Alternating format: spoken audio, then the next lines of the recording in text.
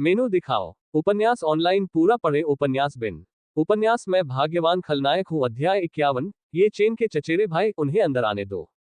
मैं भाग्यवान खलनायक हूँ। C51। ये चेन के चचेरे भाई हैं, उन्हें अंदर आने दो।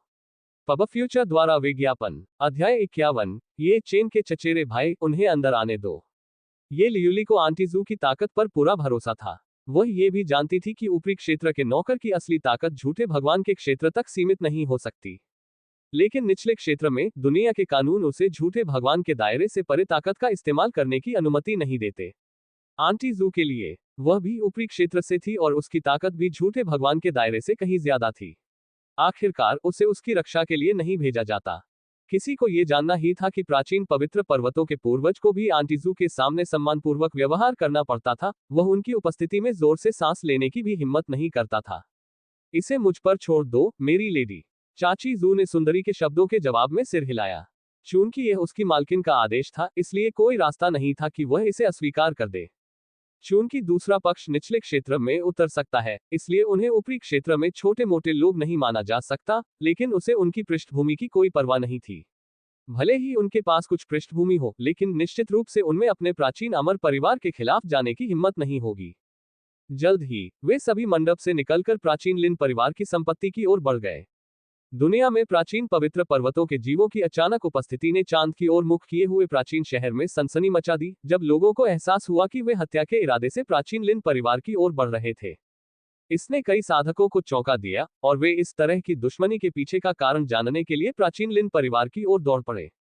कई लोगों ने निष्कर्ष निकाला कि एक बड़ी घटना घटने वाली थी और यह संभवतः ऊपरी क्षेत्र के युवा भगवान से संबंधित थी। अल्पविराम अल्पविराम। प्राचीन लिन परिवार के अंदर सभी इमारतें शांति से खड़ी थीं, लेकिन एक महल कहीं ज्यादा गंभीर और राजसी दिखाई दे रहा था। इस महल के अंदर गु चांगगे एक कुर्सी पर बैठे और आराम से चाय पी रहे थे। उनके बगल में सु किंगगे ने धीरे से आध्यात्मिक फल छीले और उन्हें खिलाया। समय समय पर गु चांगगे सु किंगगे को चिढ़ाता था, जिससे वह चुपके से उस पर नजरें घुमाती थी। फिर भी उसे लगा कि उसका मूड हल्का हो गया है। पिछले कुछ दिनों में लिन क्यूहान की कीमियागिरी की भयानक प्रतिभा आखिरकार निखर कर सामने आई। इसने कहावत को सच साबित कर दिया, सोना जहां भी होगा चमकेगा।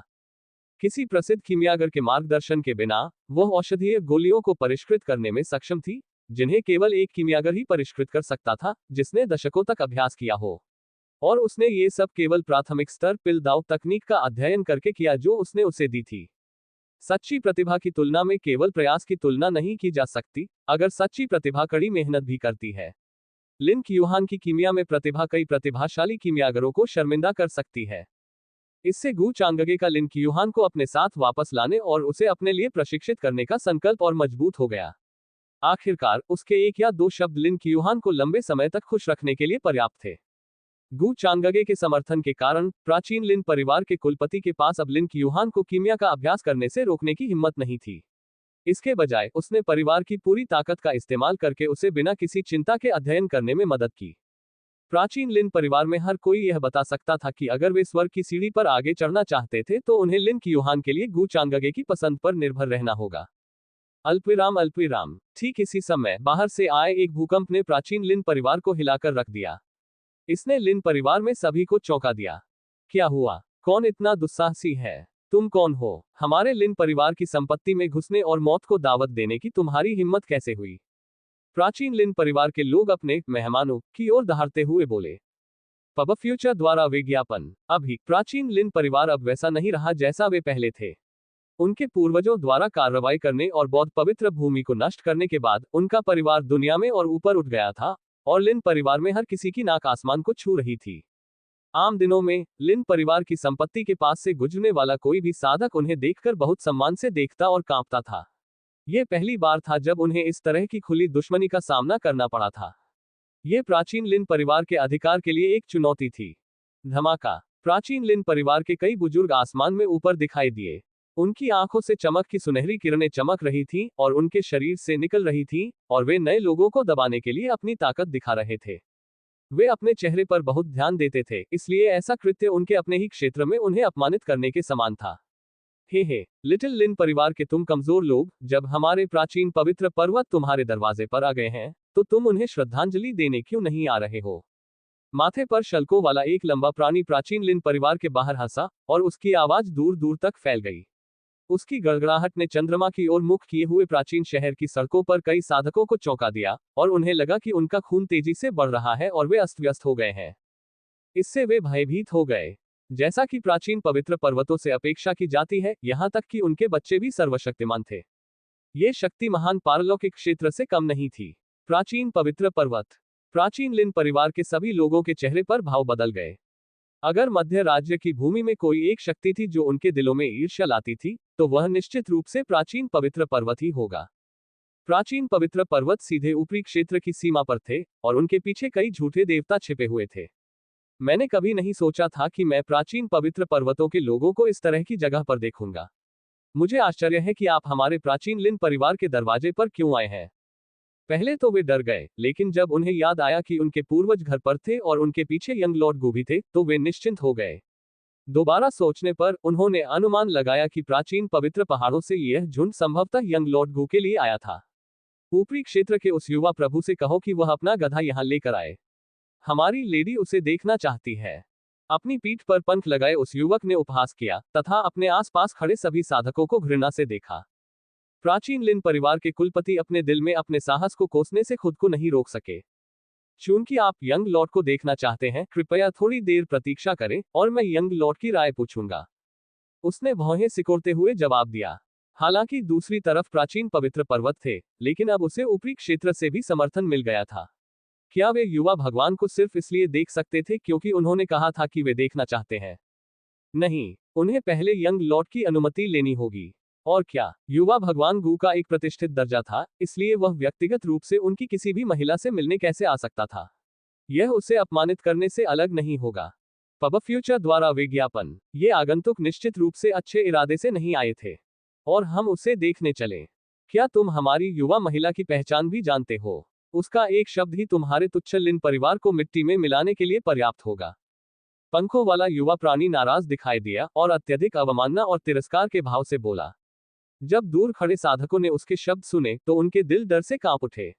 वे एक शब्द से प्राचीन लिन परिवार के भाग्य का फैसला कर सकते थे। वह सचमुच साहसी और साहसी था। आखिर ये प्राचीन शक्तियां पिछली शक्तियों से अधिक प्रभावशाली कैसे हो गईं? उसकी घोषणा से सभी लोग अचंभित रह गए। प्राचीन लिन परिवार में हर किसी ने उसकी धमकी पर एक बदसूरत चेहरा दिखाया। प्राचीन पवित्र पहाड़ों से ये कमीने बहुत आगे जा रहे थे। क्वेटियन, चुप रहो। ये लियूली की भौहें सिकुड़ गईं। वह अपने भाई ये चेन का बदला लेने आई थी, अपनी पृष्ठभूमि का दिखावा करने और अपने पीछे कीड़े लाने के लिए नहीं। इसलिए उसने बेहद ठंडे स्वर में कहा, कृपया ऊपरी क्षेत्र से युवा भगवान को सूचित करें कि ये चेन का चचेरा भाई महामहिम से मिलना चाहता है। प्राचीन लिन परिवार के सभी लोगों और दूर से देखने वालों के चेहरे पर उसके शब्द सुनकर बदलाव दिखा। पिछले कुछ दिनों में ये चेन का नाम मध्य राज्य के हर कोने में गूंज रहा था, और ऐसा कोई नहीं था जो प्लेग के देवता और विनाश के अग्रदूत को नहीं जानता था। इस ये चेन के कारण बौद्ध पवित्र भूमि दुनिया के चेहरे से मिट गई। फिर भी अब एक भयानक पृष्ठभूमि वाली ये लड़की वास्तव में ये चेन की चचेरी बहन होने का दावा करती है। ऐसा लग रहा था कि वे दुश्मन थे जो बदला लेने के लिए आए थे। हर किसी का सिर घूम रहा था, और उन्हें लग रहा था कि दुनिया पागल हो गई है। प्राचीन लिन परिवार के कुलपति ने गहरी सांस ली और गरिमापूर्ण भाव से बोले, समझ गया। मैं तुरंत ही युवा स्वामी को इसकी सूचना दूंगा। ये कहते हुए वो रिपोर्ट बनाने के लिए गू चांगगे के महल की ओर मुड़ा। ऐसा लग रहा था कि आज वे मुसीबत में पड़ सकते हैं। चूंकि दूसरे पक्ष ने इतनी क्रूरता से उनके दरवाजे पर दस्तक देने की हिम्मत की, तो उनके पीछे जरूर कोई बहुत बड़ी पृष्ठभूमि होगी। क्रैक, कचा, धमाका। हालांकि इससे पहले कि लिन परिवार के मुखिया एक कदम आगे बढ़ पाते, शून्य से पहियों की घिसटने जैसी एक भयानक आवाज सुनाई दी। गुंजन, चमकीले रून टिमटिमाने लगे और एक भयानक सुनहरी हथेली में बदल गए, जो एक स्वर्गीय सम्राट की तरह दिख रहा था जो स्वर्ग को दबाने के लिए उतरा था। इतनी तेज गति से कि कोई भी जवाब नहीं दे सका, हथेली बाहर निकल गई।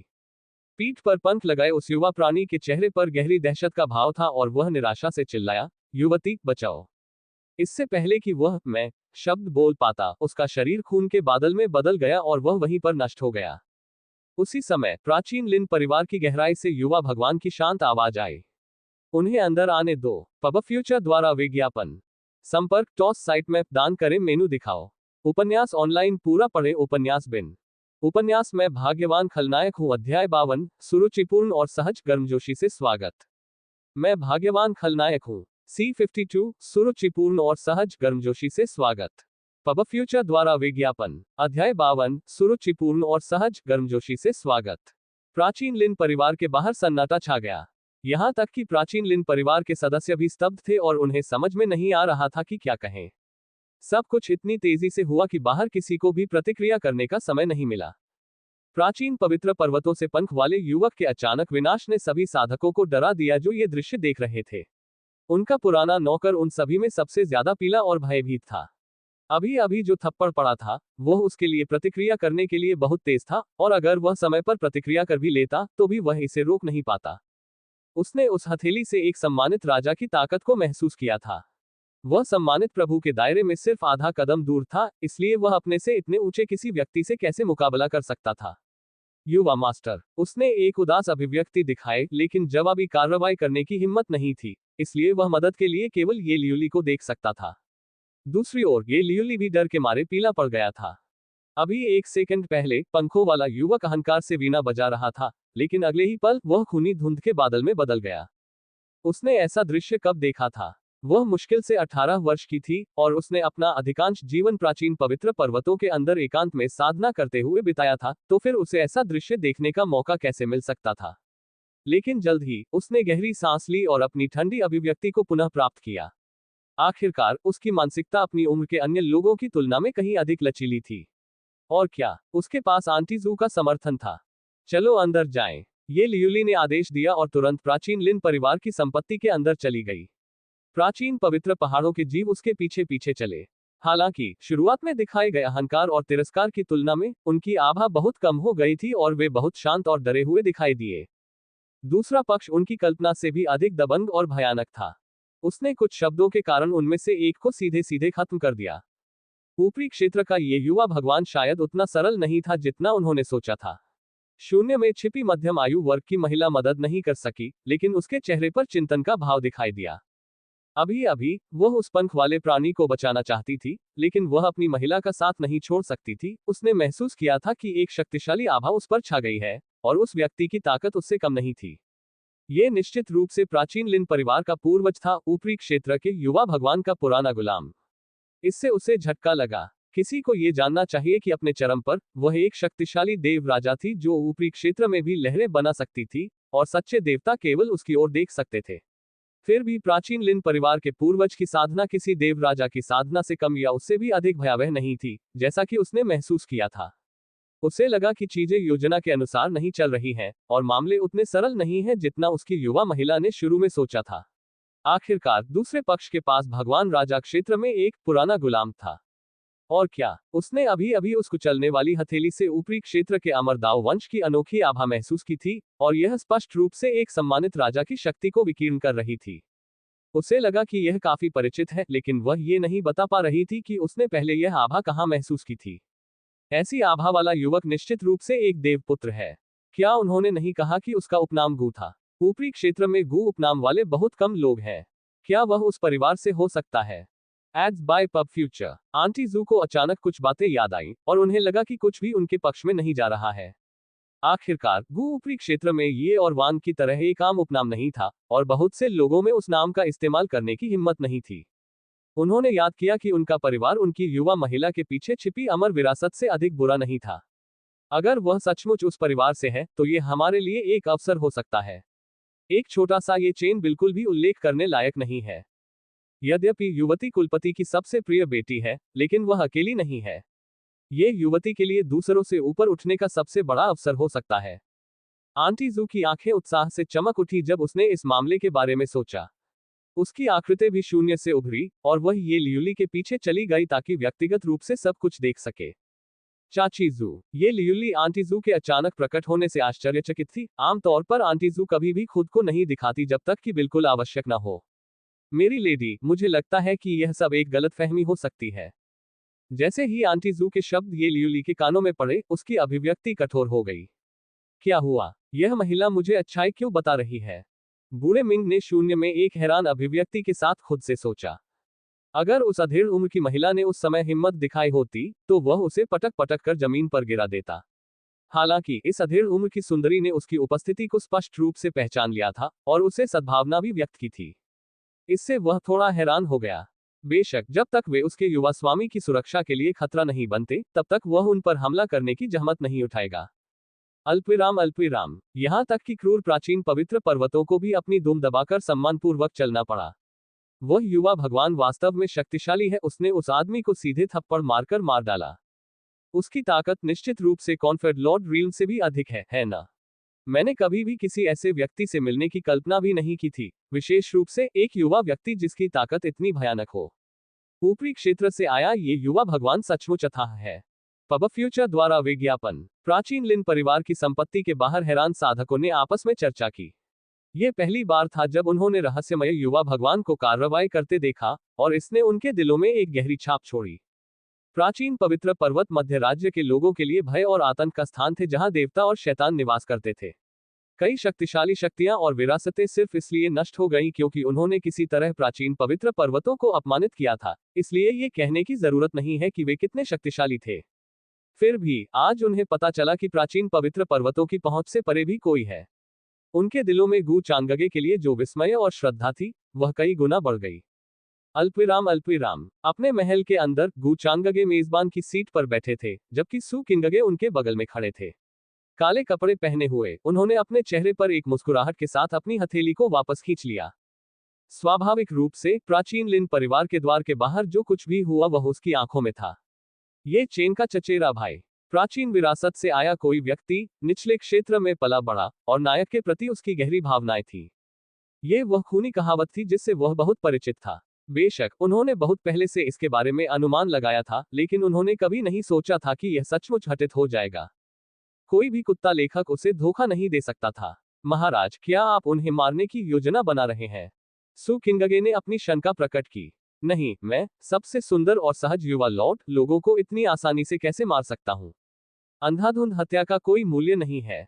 इसके बजाय मेरा दिल उनके अचानक आगमन से द्रवित है, और मैं उनका गर्मजोशी से स्वागत करने के लिए इंतजार नहीं कर सकता। इन शब्दों के साथ गू चांगगे खड़ा हुआ और अपने हाथों को पीठ के पीछे रखकर बाहर की ओर चला गया। ठीक उसी समय वह ये लियुली के समूह के सामने आ गया, जिसका नेतृत्व प्राचीन लिन परिवार के कुलपति अपने निवास की ओर कर रहे थे। ये लियुली को तुरंत एहसास हो गया कि उसके सामने खड़ा युवक ऊपरी क्षेत्र से आया युवा भगवान था। हालांकि वह उससे कभी नहीं मिली थी, लेकिन उसका अलग स्वभाव और आचरण उसकी प्रतिष्ठित पहचान को उजागर करने के लिए पर्याप्त था। यह बिल्कुल वैसा ही है जैसा ऊपरी क्षेत्र से आए एक देव बालक को दिखना चाहिए। आंटी जू की आंखें चमक उठी, और वह अपने दिल में प्रशंसा करने से खुद को रोक नहीं सकी।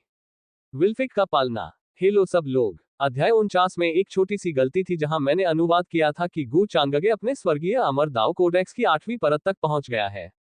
वह लगभग स्वर्गीय अमरदाव कोडेक्स की 8वीं परत तक पहुंच गया था, इसके बजाय वह 8वीं परत तक 75% पहुंच गया है। मैंने गलती को ठीक कर दिया है।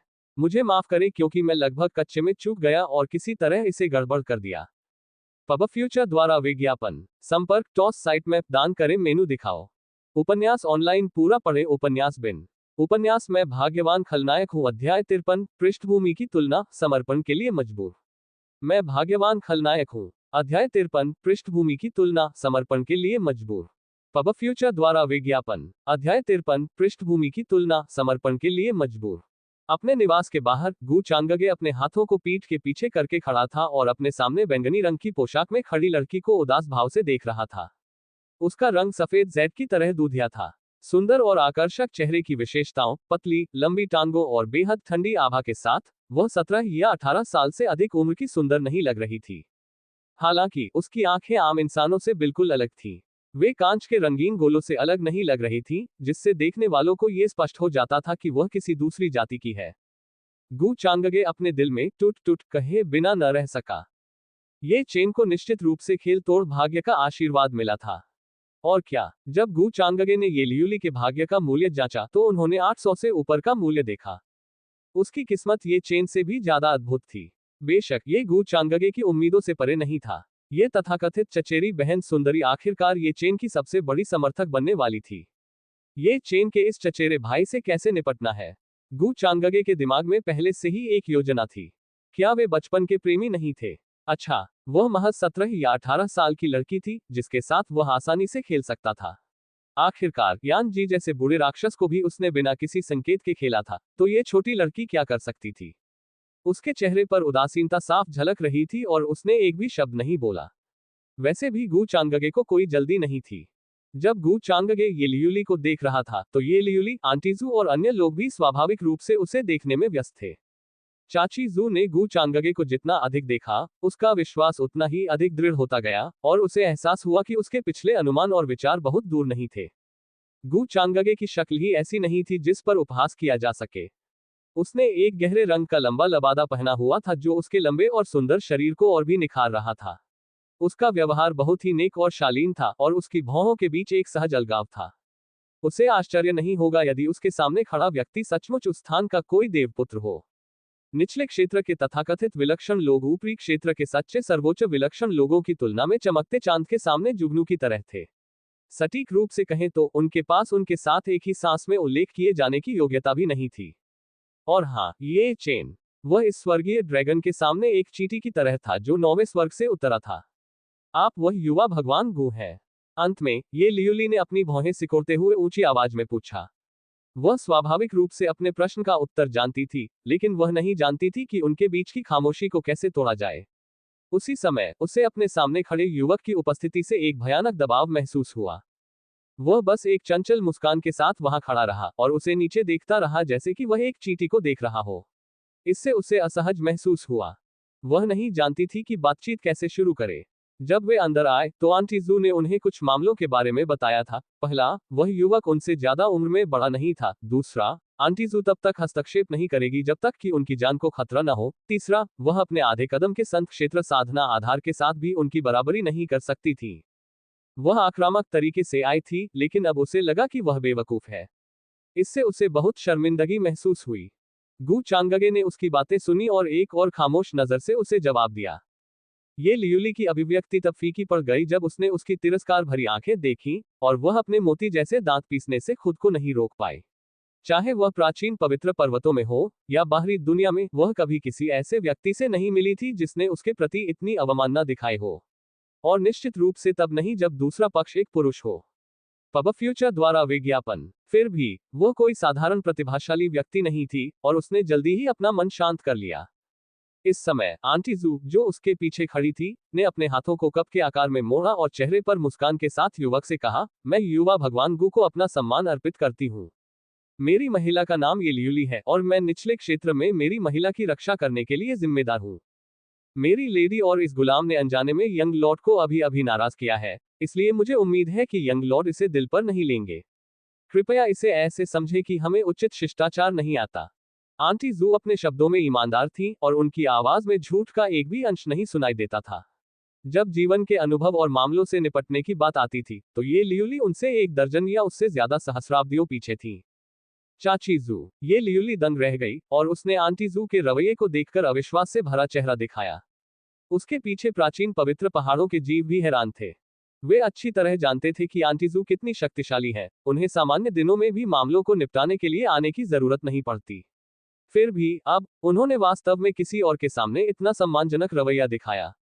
किसी को भी ये पता होना चाहिए कि वे बदला लेने के लिए यहाँ आए थे। चाची जू, आप बहुत आगे जा रही हैं।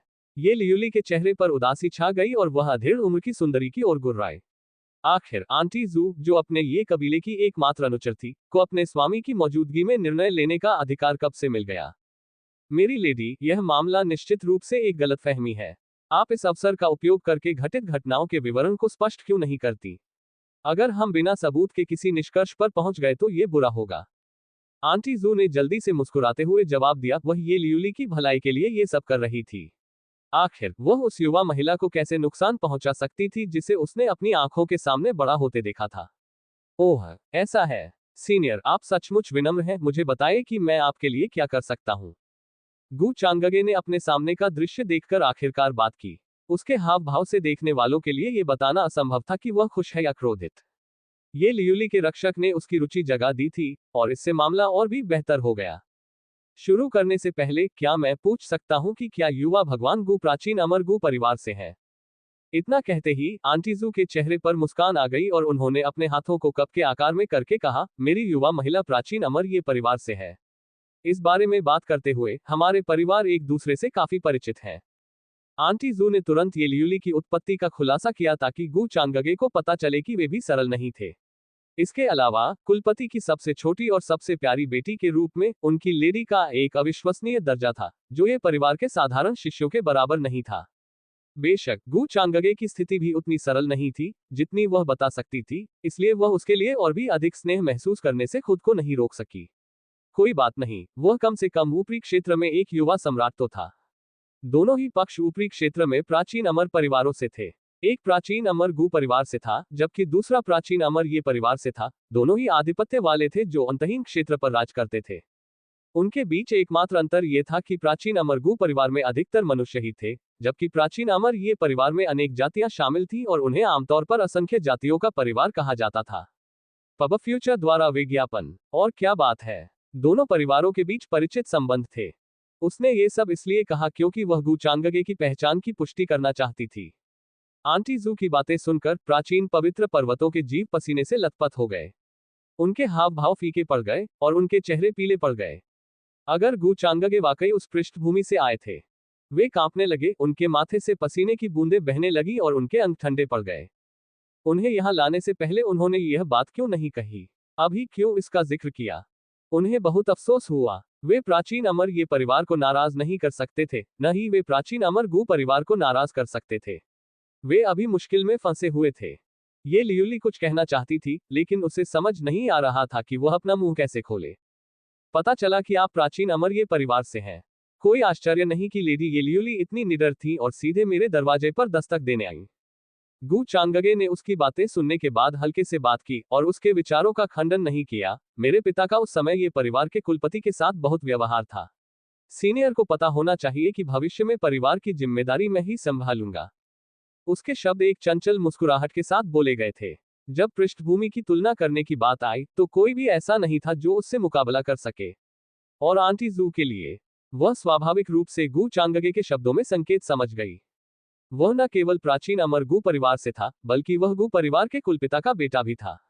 आखिरकार केवल ये परिवार के कुलपिता के समान स्तर के लोग ही उसके साथ व्यवहार कर सकते थे। उस स्तर के लोग इतने शक्तिशाली थे कि उनके एक ही प्रहार से ऊपरी क्षेत्र हिल सकता था और अकल्पनीय परिवर्तन हो सकते थे जो पीढ़ियों तक दुनिया के विकास को प्रभावित करते थे।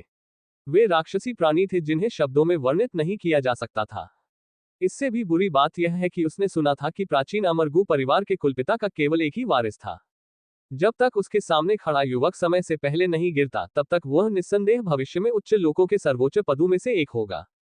यदि सब कुछ उसके पक्ष में रहा तो वह प्राचीन अमर गू परिवार का कुलपति भी बन सकता है। जैसे ही ये विचार आंटी जू के दिमाग में आए, उनके चेहरे पर मुस्कान और गहरी हो गई और उनका भाव और भी विनम्र और सम्मानजनक हो गया। उन्हें खुशी महसूस हुई। गू चांगगे द्वारा उन्हें वरिष्ठ कहना एक बड़ा सम्मान था। उसी समय ये लियुली को लगा कि उसका सिर घूम रहा है और उसका चेहरा पीला पड़ गया है। यह मामला उसकी कल्पना से भी परे था। टकराना। प्राचीन पवित्र पर्वतों के प्राणियों को ऐसा महसूस हुआ कि उनका खून जम गया है और वे सभी डर के मारे तुरंत घुटनों के बल बैठ गए। महामहिम, क्वेटियन ने अभी आपको नाराज किया है, इसलिए हम आशा करते हैं कि महामहिम उदारता दिखाएंगे और हमें माफ कर देंगे। उनकी आवाजें कांप उठी और वे लगभग अपनी पैंट में पेशाब करने लगे। हालांकि उन्होंने कोई बकवास नहीं की थी, लेकिन क्या होगा अगर उन्हें सिर्फ उस बड़बोले आदमी के साथ संबंध बनाने के लिए मौत के घाट उतार दिया जाए। विल्फिक का पालना। धन्यवाद। विल्फिक। पब फ्यूचर द्वारा विज्ञापन। संपर्क टॉस साइट मैप दान करें मेनू दिखाओ। उपन्यास ऑनलाइन पूरा पढ़े उपन्यास बिन। उपन्यास में भाग्यवान खलनायक हूँ अध्याय 54 असंख्य दुष्ट तरीके अत्यधिक अपमान। मैं भाग्यवान खलनायक हूँ। C54 असंख्य दुष्ट तरीके चरम अपमान। पब फ्यूचर द्वारा विज्ञापन। अध्याय 54 असंख्य दुष्ट तरीके अत्यधिक अपमान। महामहिम कृपया हमारी जान बख्श दीजिए। हमारे पास आंखें थीं, लेकिन हम माउंट ताई को नहीं देख पाए और अनजाने में ही हमने आपको नाराज कर दिया। विल्फिक। आंखें तो हैं, लेकिन माउंट ताई को नहीं देख सकते एक अभिव्यक्ति है जिसका अर्थ है कि जब कोई शक्तिशाली व्यक्ति आपके सामने खड़ा हो तो उसे न पहचानना या अपनी ताकत का दिखावा करना और अपने से कहीं ऊंचे दर्जे के व्यक्ति को नीची निगाह से देखना। प्राचीन पवित्र पर्वतों के पूर्व घमंडी प्राणी रक्तहीन पीले भावों के साथ जमीन पर घुटनों के बल झुक गए, जिससे उनका अत्यधिक भय प्रदर्शित हो रहा था। ऐसा लग रहा था मानो उनका सामना उनके प्राकृतिक शिकारी से हो गया हो। कुछ समय पहले का उनका अहंकार और दबंगई अब पूरी तरह से गायब हो चुकी थी। प्राचीन लिन परिवार के लोगों ने अपने सामने के दृश्य को देखकर अपने दिलों में खुशी की लहर दौड़ गई। चाहे विरोधी की पृष्ठभूमि कितनी भी शक्तिशाली क्यों ना हो, क्या उन्हें अभी भी अपने युवा भगवान गु के सामने घुटने नहीं टेकने पड़े? ऐसा क्यों हो रहा है?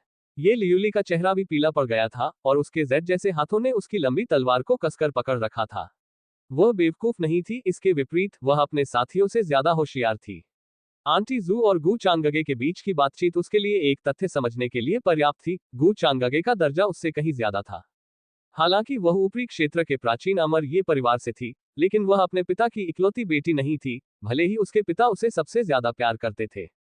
दूसरी ओर गु चांगगे प्राचीन अमर गु परिवार के कुलपति की एकमात्र उत्तराधिकारी थी। ये बहुत संभव था कि गु चांगगे भविष्य में प्राचीन अमर गु परिवार का प्रभारी होगा। वह अपनी वर्तमान पहचान के साथ उसकी भयानक पृष्ठभूमि का मिलान नहीं कर सकती थी। ये लियूली को जब इस सच्चाई का एहसास हुआ तो वह उदास हो गई। आखिर उसके भाई ये चेन ने इतनी ताकतवर शख्सियत को क्यों उकसाया? उसने सोचा था कि वह अपनी पृष्ठभूमि और साधनों का उपयोग करके अपने भाई ये चेन के दुश्मन से आसानी से निपट सकती है, लेकिन अब ऐसा लग रहा था कि वे सभी विचार उसके बचकाने भ्रम से ज्यादा कुछ नहीं थे। ये लियूली का चेहरा पहले से भी अधिक पीला पड़ गया और उसका पहले वाला घमंड अब पूरी तरह से खत्म हो चुका था। मेरी लेडी, ये निश्चित रूप से एक गलतफहमी है। आपको यंग लॉर्ड गु से भी माफी मांगनी चाहिए। चाची जू ने ये लियूली को समझाने का फैसला किया। युवा भगवान गु, ये चेन जैसे किसी भी व्यक्ति के अस्तित्व के बारे में क्यों परेशान होंगे? उनके सामने ये चेन एक तुच्छ अस्तित्व से अधिक कुछ नहीं है, जिस पर ध्यान देने लायक नहीं है। आंटी जू की राय में इस युवा भगवान गु के साथ अच्छे संबंध रखना किसी भी चीज से कहीं ज्यादा महत्वपूर्ण था। वह समझ नहीं पा रही थी कि उसकी मालकिन इतनी मूर्ख कैसे हो सकती है कि उसे इस तथ्य का एहसास भी नहीं है। उसे बहुत पछतावा हुआ और उसे एहसास हुआ कि उसे बहुत पहले ही ये चेन को ढूंढकर उसे पीट पीट कर मार डालना चाहिए था, अपनी मालकिन की पीठ पीछे। उसके जैसा मूर्ख, जिसने यंग लॉर्ड गु को इतनी आसानी से भड़का दिया था, भविष्य में और भी बुरे अपराध करेगा। चाची जू, आपको अब और बोलने की जरूरत नहीं है। मेरे लिए उस व्यक्ति से माफी मांगना असंभव है जिसने मेरे भाई ये चेन को एक बेघर अनाथ की तरह एक जगह से दूसरी जगह भागने पर मजबूर किया। ये लियूली ने हठपूर्वक जवाब दिया। उसकी आंखों में गहरी अनिच्छा दिख रही थी और उसने गु चांगगे से माफी मांगने से इनकार कर दिया, चाहे कुछ भी हो जाए। दोनों के बीच की बातचीत स्वाभाविक रूप से गु चांगगे की आंखों में उतर गई। उसके चेहरे पर अभी भी एक शांत और उदासीन भाव दिखाई दे रहा था, लेकिन उसके दिल में वह हंसना बंद नहीं कर सका। आखिर ये लियूली एक छोटी लड़की के अलावा कुछ भी नहीं थी, इसलिए वह उसके सामने क्या हवाएं और लहरें बना सकती थी। जहां तक प्राचीन अमर ये परिवार की छोटी राजकुमारी के रूप में ये लियूली की पहचान का सवाल है, गु चांगगे को लगा कि वह उसका उपयोग कर सकता है। क्या वह ये चेन की बचपन की प्रेमिका नहीं थी जो उससे बहुत प्यार करती थी? ये चेन उसकी कमजोरी थी। इस बारे में बात करते हुए ऊपरी क्षेत्र में प्राचीन अमर ये परिवार का प्रभाव कम नहीं था। एक परिवार के रूप में जो सभी प्राचीन परिवारों में सच्चे अमरों के सबसे करीब था, उन्हें खुद अमरों के वंशज कहा जाता था। गु चांगगे के होठों पर मुस्कुराहट आ गई और उसने अपने दिल में एक विस्तृत योजना बनाई। आखिरकार वह एक निश्चित तकनीक का उत्तराधिकारी था जो शैतानी दिल के साथ पैदा हुआ था, इसलिए उसके पास बुरे तरीकों और कुटिल साधनों की कमी नहीं थी। एक साधारण ये लियूली को नियंत्रित करना उसके लिए इतना कठिन नहीं होगा। पब फ्यूचर द्वारा विज्ञापन। इस समय उसने अपनी अभिव्यक्ति में थोड़ी अधीरता दिखाए और झुंझलाहट भरे स्वर में बोला, तो आज मुझसे मिलने का तुम्हारा उद्देश्य क्या है? यदि तुम इस गु को स्पष्टीकरण नहीं देते हो, भले ही तुम प्राचीन अमर ये परिवार से हो। बूढ़े मिंग ज्यादा कुछ बोले बिना गु चांगगे ने शून्य की ओर जाने का आदेश दिया। मेरे प्रभु, ये बूढ़ा गुलाम आपकी आज्ञा पर है। सूश। जैसे ही गु चांगगे के शब्द निकले, बूढ़ा मिंग शून्य से प्रकट हुआ और उसके चेहरे पर एक ठंडी मुस्कान थी। उसने दमन की एक भयानक शक्ति जारी की जिसने तुरंत आसपास के वातावरण को दबा दिया और सभी को अपने स्थानों पर पीला कर दिया। ये लियूली का दम घुट गया। ये वही बूढ़ा नौकर था जिसके बारे में उसने सोचा था कि वह उसकी आंटी जू से मुकाबला नहीं कर सकता। वह बहुत शक्तिशाली था। युवा लॉर्ड गु, कृपया शांत हो जाए। ये वास्तव में मेरी लेडी की गलती है और उसे आपको इस तरह से नाराज नहीं करना चाहिए था। आंटी जू के चेहरे पर भाव बदल गए और उसने जल्दी से बूढ़े मिंग की दमनकारी आभा को रोक दिया। उसके सामने खड़ा बूढ़ा आदमी बहुत शक्तिशाली था। वे दोनों केवल निचले क्षेत्र में एक झूठे देव क्षेत्र के साधक की शक्ति का प्रयोग कर सकते थे, लेकिन दूसरे पक्ष की झूठे देव क्षेत्र की साधना उसकी अपनी साधना से अधिक शक्तिशाली थी। यदि वे लड़ते हैं तो वह शुरुआत में कुछ आदान प्रदान को संभालने में सक्षम हो सकती है, लेकिन बहुत जल्द ही वह उसे पूरी तरह से दबा देगा। उसे यकीन था कि वह अपनी युवा महिला के साथ भाग सकती है, लेकिन यह उसके इरादों के विपरीत होगा और वह केवल गू चांगगे को और अधिक अपमानित करेगी। हालांकि गू चांगगे को आंटी जू के विचारों की कोई परवाह नहीं थी, न ही उसने अब उनकी तरफ देखा। उसका चेहरा उदासीन हो गया और उसने सबको अनदेखा कर दिया। मुझे मत बताओ कि तुम यहाँ बातचीत करने आए थे। ये गू देखता है कि यहाँ बहुत सारे लोग आए हैं। बूढ़े मिंग, इस भगवान के लिए उनमें से एक को मार डालो। गू चांगगे ने आदेश दिया। जैसे ही उन्होंने उसके शब्द सुने, ये लियुली के पीछे प्राचीन पवित्र पर्वतों के जीव अत्यधिक भय से पीले पड़ गए। उनके चेहरे निराशा से भर गए और वे जमीन पर घुटने टेककर ऊंची आवाज में दया की भीख मांगने लगे। युवा महिला, हमारी मदद करो, हम मरना नहीं चाहते। युवा प्रभु, कृपया हमारी जान बख्श दो। गू चांगगे, तुम बहुत नीच और बेशर्म हो। ये लियुली का चेहरा पीला पड़ गया और उसका शरीर कांपने लगा जब उसने उसके शब्दों और उनकी चीखों को सुना। उसने कभी नहीं सोचा था कि गू चांगगे उसे घुटनों पर लाने के लिए इतना घिनौना तरीका अपनाएगा। दुर्भाग्यवश गू चांगगे ने उसकी ओर देखा तक नहीं। दूसरी ओर सू किंगगे ने आत्मीयता से उन्हें एक कप चाय दी और मीठी मुस्कान के साथ कहा, महाराज, आपकी चाय तैयार है। पब फ्यूचर द्वारा विज्ञापन। गू चांगगे ने उसे स्वीकृति में सिर हिलाया, उसने उसे व्यर्थ में नहीं बिगाड़ा था। मेरी लेडी, कृपया यंग लॉर्ड गू से माफी मांगे। आप समझ क्यों नहीं पा रही है? अगर यंग लॉर्ड गू ये चेन को मारना चाहते तो क्या वह अपनी जान बचाकर भाग पाते? ये चेन के पास युवा भगवान गू जैसे शक्तिशाली व्यक्ति से बचने की क्षमता कैसे हो सकती है?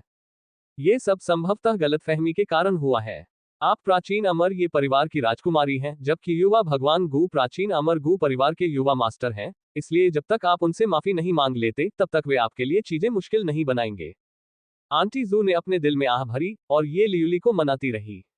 वह अपनी युवा महिला के सर्वोत्तम हितों को ध्यान में रखते हुए ऐसा कर रही थी। एक साधारण ये चेन का उल्लेख युवा भगवान गू के साथ एक ही वाक्य में कैसे किया जा सकता है? उसके जैसा कोई व्यक्ति अच्छा इंसान नहीं हो सकता। ये लियुली ने क्रोधित और विद्रोही भाव दिखाया और गू चांगगे को घूर कर देखा। उसकी आंखों से आग निकल रही थी और वह गू चांगगे को जलाकर राख कर देना चाहती थी। इसे करें। गू चांगगे ने धीरे से अपने हाथ में चाय का एक घूंट लिया और बोला, समझ गया मेरे प्रभु। बूढ़े मिंग ने आदेश प्राप्त किया और थप्पड़ मारा। चमकीले रून टिमटिमाए और उनके चारों ओर का शून्य कांप उठा। पफ। प्राचीन पवित्र पर्वतों से एक पीला चेहरा, डरावना दिखने वाला प्राणी निराशा से भरे चेहरे के साथ मारा गया। उसकी अचानक मौत ने बाकी सभी को चौंका दिया। युवती, दया करो, हम मरना नहीं चाहते। युवा महिला, हम आपके साथ यहाँ आए हैं, इसलिए आप हमारे साथ ऐसा नहीं कर सकती। वे ये लियुली से नाराज होने से खुद को नहीं रोक पाए। ये स्पष्ट था कि वह उन सभी को बचा सकती थी, बशर्ते वह बेहतर रवैया दिखाए और माफी मांगे। फिर भी वह ऐसा क्यों नहीं कर रही थी? क्या उनकी जिंदगी उसके कुछ शब्दों के लायक भी नहीं थी? गू चांगगे ने उदासीनता से ये सब देखा। शुरू से लेकर अंत तक उसके चेहरे पर कोई बदलाव नहीं दिखा। ये लियुली ने जब उसके उदासीन चेहरे को देखा तो वह अपने दांत पीसने से खुद को नहीं रोक पाए। उसका शरीर कांप उठा और उसके दिल में अत्यधिक क्रोध उबलने लगा। उसे दीवार के सहारे खड़ा कर दिया गया और अब वह अपने किए पर पछताने से खुद को नहीं रोक पाए।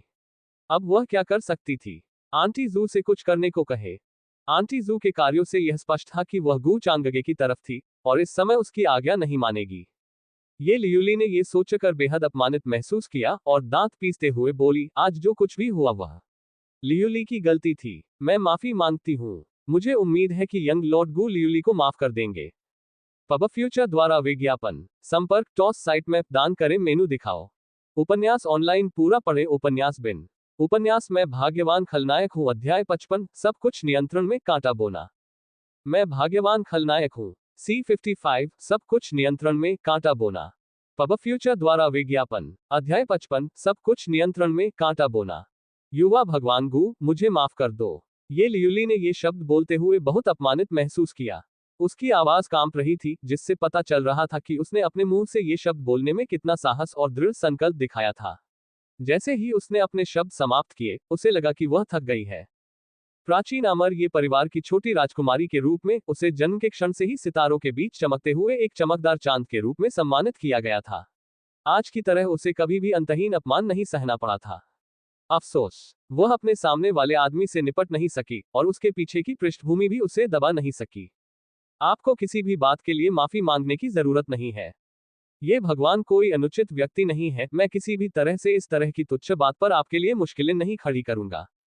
गु चांगगे ने हाथ हिलाकर जवाब दिया और चेहरे पर एक चंचल मुस्कुराहट के साथ बूढ़े मिंग को रुकने का आदेश दिया। यद्यपि उसने सीधे चेहरे से धार्मिकता के शब्द कहे थे, ये लियूली जानती थी कि अगर उसने उससे माफी नहीं मांगी होती तो उसके अलावा बाकी सभी को मार डाला गया होता। यह आदमी बहुत खतरनाक था। चाहे वह उसके साधन हो या उसके अथाह विचार, उसकी हर बात उसे भयभीत कर देती थी। उसे उसके खिलाफ खड़े होने का पछतावा था। वह इतनी लापरवाह क्यों थी? न्याय मांगने के लिए उसके दरवाजे पर आने से पहले उसने मामले की जांच क्यों नहीं की? उसने एक पत्थर उठाया और उसे अपने ही पैर पर पटक दिया। देखिए मेरी लेडी, मैंने आपसे कहा था कि यह एक गलतफहमी थी और यदि आप अपनी गलती स्वीकार कर ले तो यंग लॉर्ड गु आपको शर्मिंदा नहीं करेंगे। मामला खत्म होने के बाद आंटी जू ने भी राहत की सांस ली। दूसरी ओर ये लियूली ने उसे तीखी नजरों से देखा। नौकरानी एक अच्छा शब्द था, लेकिन असल में आंटी जू एक नौकर से ज्यादा कुछ नहीं थी। फिर भी आज इस नौकर ने अपनी हद पार कर दी और अपने मालिक की अनुमति के बिना ही उसके स्थान पर निर्णय ले लिया। ये लियूली ने शपथ ली कि जैसे ही वह ऊपरी राज्य में वापस आएगी, वह अपने पिता को अपने कार्यों की रिपोर्ट करेगी। आंटी जू अपनी लेडी की गुस्से भरी नजरों को देखकर मुस्कुराने से खुद को नहीं रोक पाई। हालांकि उन्हें कोई चिंता नहीं थी। अगर पेट्रियार्क को आज जो हुआ उसके बारे में पता चलता तो वह निश्चित रूप से उसे समझ जाते और यहाँ तक कि उसके कार्यों से सहमत भी हो जाते। आखिरकार ये युवा भगवान गु कोई ऐसा व्यक्ति था जो उनके प्राचीन अमर ये परिवार का मित्र बनने के योग्य था। केवल माफी मांगना कुछ नहीं था। ये सिर्फ इतना है कि उसकी युवा महिला अभी भी भोली थी और हार मानने को तैयार नहीं थी। आंटी जू ने जो कुछ भी किया वह परिवार और उसकी महिला के लिए था। जैसे ही बूढ़ा मिंग पीछे हटा, आसपास के सभी लोगों पर दबाव डालने वाली भयावह आभा भी गायब हो गई। धन्यवाद, आपकी दया के लिए धन्यवाद, युवा प्रभु। आपकी दया के लिए धन्यवाद, युवा प्रभु। प्राचीन पवित्र पर्वतों के प्राणी घुटने टेकते रहे और गु चांगगे की दया के लिए अपना आभार प्रकट करते रहे। आपको मुझे धन्यवाद देने की आवश्यकता नहीं है, ये लेडी ये लियूली थी जिसने आपकी जान बचाई, इसलिए आपको उसे धन्यवाद देना चाहिए। गु चांगगे ने जवाब दिया। उसके और ये लियूली के बीच प्राचीन पवित्र पर्वतों के प्राणियों को जिस व्यक्ति से सबसे अधिक नाराजगी थी, वह निश्चित रूप से ये लियूली थी। गु चांगगे यह अच्छी तरह से जानता था, इसलिए वह स्वाभाविक रूप से उनके बीच कलह भड़काने का यह मौका नहीं छोड़ेगा। पब फ्यूचर द्वारा विज्ञापन। आखिरकार कुछ शब्दों से उसे कुछ भी नहीं खोना था। क्या मैं युवा भगवान गु का नाम पूछ सकता हूँ? अब तक ये लियूली भी अपमान की अपनी भावनाओं से उबर चुकी थी और अपनी आंखों में घृणित नजर के साथ गु चांगगे के चेहरे को घूर रही थी। उसने सोचा, दुष्ट लोगों की चमड़ी सचमुच मोटी होती है। गु चांगगे। अब तक गु चांगगे के चेहरे पर उदासीनता का भाव गायब हो चुका था। अपने चेहरे पर हल्की मुस्कान लाते हुए उसने अपने हाथ में पकड़ा चाय का प्याला सू किंगगे को थमा दिया, जो उसके बगल में खड़ी थी। उनकी शांत और सौम्य अभिव्यक्ति से लोगों को शान और बड़प्पन का एहसास होता था। बेशक सबके साथ यही होता अगर उन्होंने अभी उसका असली चेहरा न देखा होता।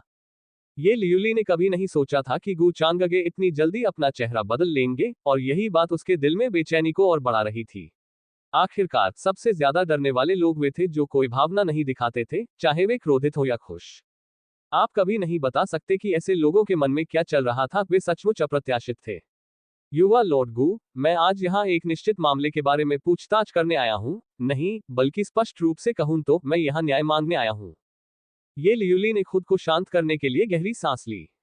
चाहे कुछ भी हो, उसे आज इस दुष्ट गु चांगगे से न्याय मांगना ही था। ओह, गु चांगगे ने अपनी भौहें उठाई और एक रहस्यमय मुस्कान के साथ कहा, आप क्या न्याय चाहते हैं? इस गु को लेडी ये को अपमानित करना याद नहीं है।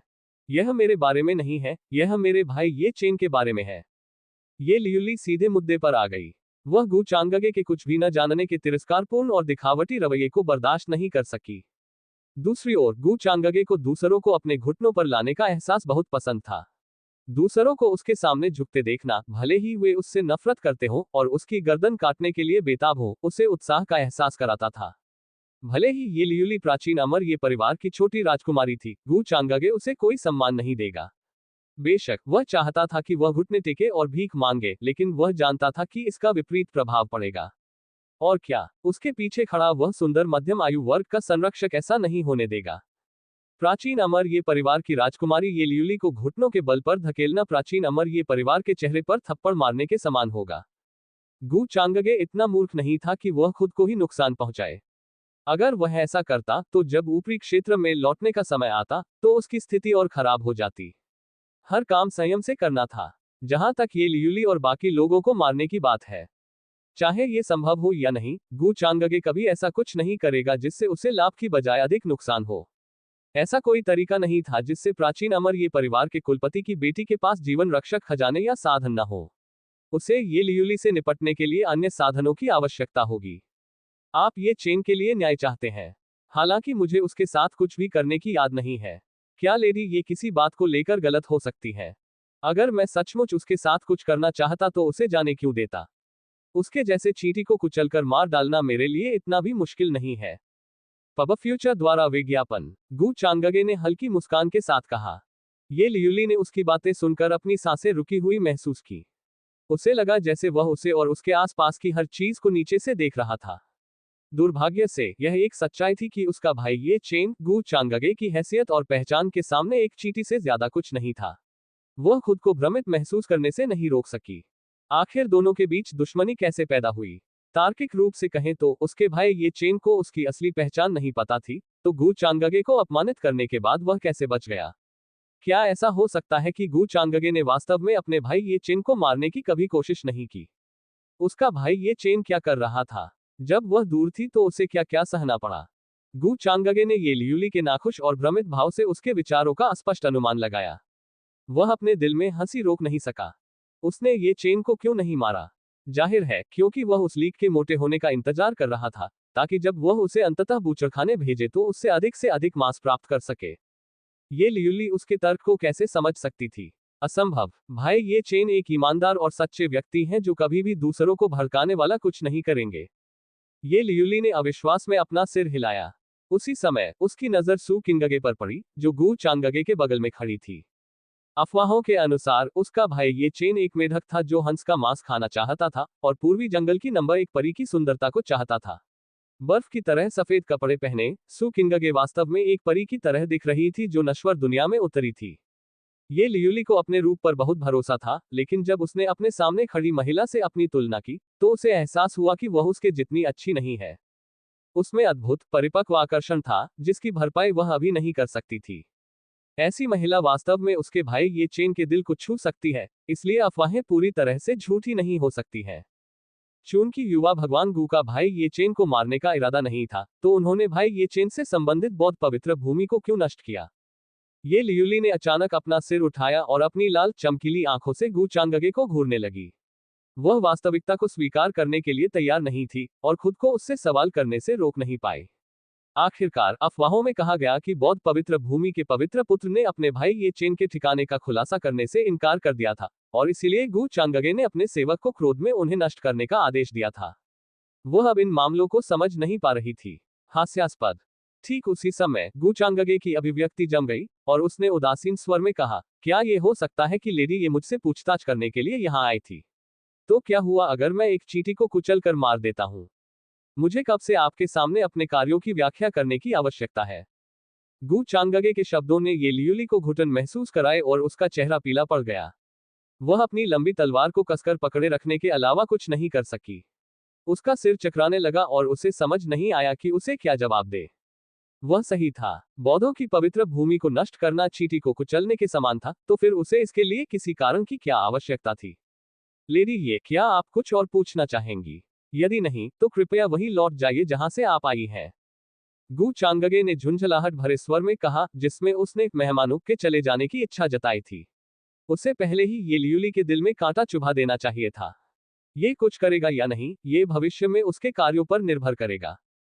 बेशक उसके पास उससे निपटने के अन्य तरीके भी थे, भले ही उसके द्वारा बोया गया कांटा कुछ भी न कर सके।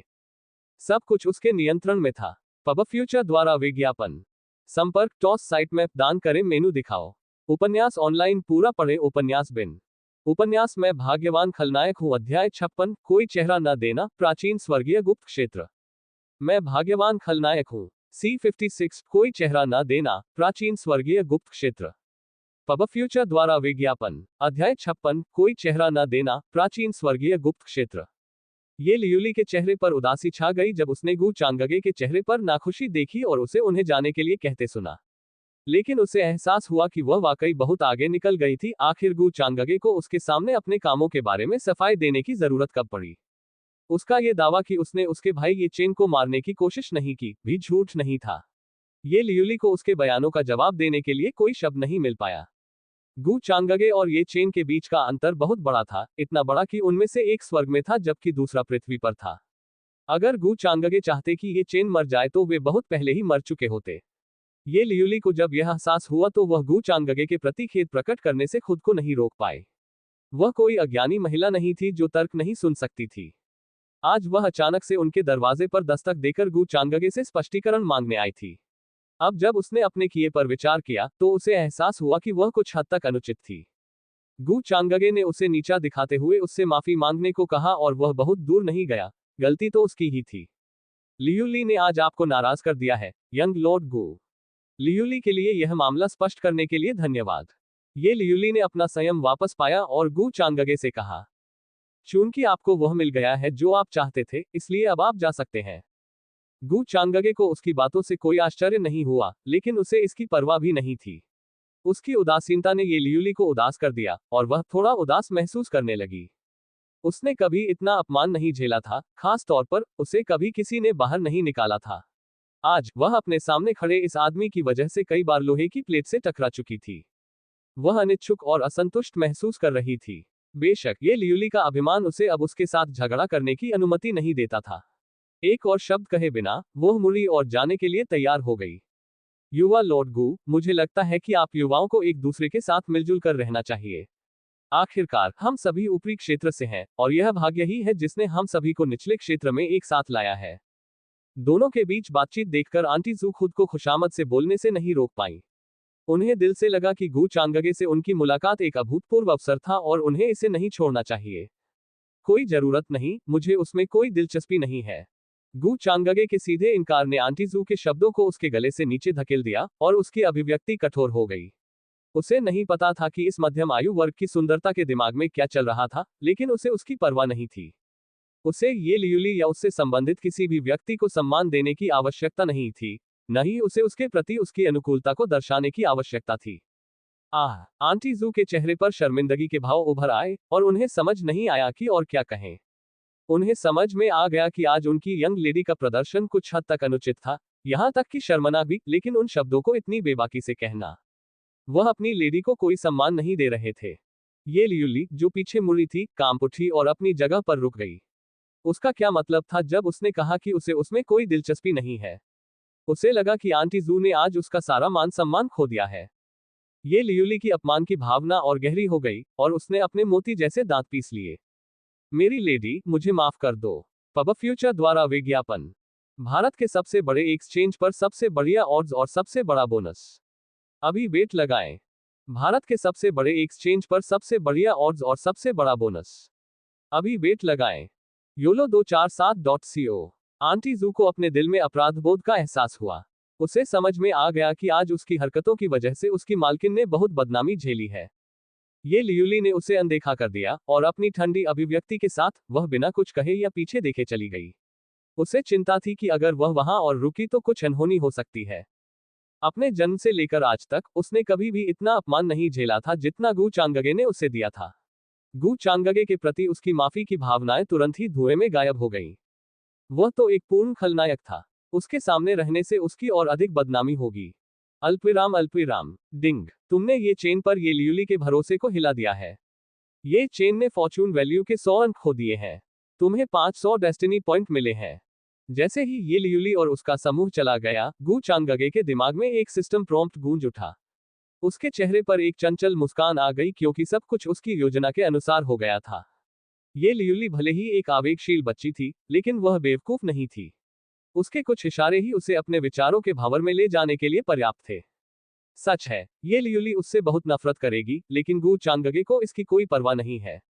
जल्दी या बाद में वह उससे भी निपट लेगा। उसके कुछ वाक्य ही उसे सोचने के लिए काफी थे। अभी वह सोच रही थी कि क्या ये चेन ने वाकई कुछ बुरा किया है। आखिरकार उसकी नजर में ये चेन एक ईमानदार, दयालु और दृढ़ निश्चयी युवक था। ये चेन की किस्मत का एक बड़ा हिस्सा इस चचेरे भाई की वजह से आया था, जिसकी पृष्ठभूमि बहुत मजबूत थी। पिछले कुछ समय में ये चेन को बहुत सारे अवसर मिले होंगे और उसका भाग्य मूल्य आसमान छू गया होगा। गू चांगगे उस लीक की फसल काटने के लिए सही समय का इंतजार कर रहे थे। विशेषता पैनल। तभी गू चांगगे ने अपने दिल में पुकारा, host Gu Changge. Hello destined heavenly villain. पहचान स्वर्गीय अमर दाव महल का सच्चा शिष्य। रक्त रेखा शैतान हृदय दाव अस्थि। साधना प्रदत्त प्रभु अंतिम चरण। रहस्यमय क्षमताएं पब फ्यूचर द्वारा विज्ञापन। One spin can change your life on Fun 88। One spin can change your life on Fun 88। Start your winning streak on Fun 88 today. Fun 88 the best odds and biggest bonuses on India's biggest exchange. Bet now. The best odds and biggest bonuses on India's biggest exchange. Bet now.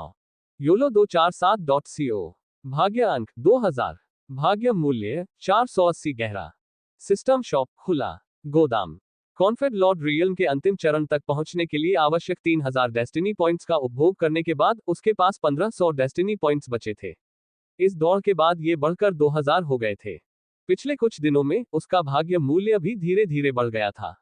उसे बिना किसी प्रयास के या किसी और के भाग्य को लूटे बिना 30 अंक प्राप्त हुए थे। गु चांगगे को पता था कि उसके भाग्य मूल्य में यह वृद्धि सु किंगगे और लिन क्यूहान के पास मौजूद शक्तिशाली भाग्य के कारण थी। लिन क्यूहान की कीमिया के लिए भयानक प्रतिभा आखिरकार इस समय के दौरान निखर कर आई और इससे उसके भाग्य मूल्य में एक और उछाल आया। उसी समय गु चांगगे का भाग्य मूल्य भी उसके कारण बढ़ गया। फिर गु चांगगे ने ये चेन के मामलों के बारे में सोचना शुरू कर दिया।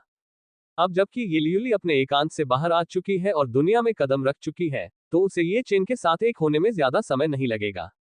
बस ये लियुली को नहीं पता था कि ये चेन अभी कहाँ छिपी हुई है।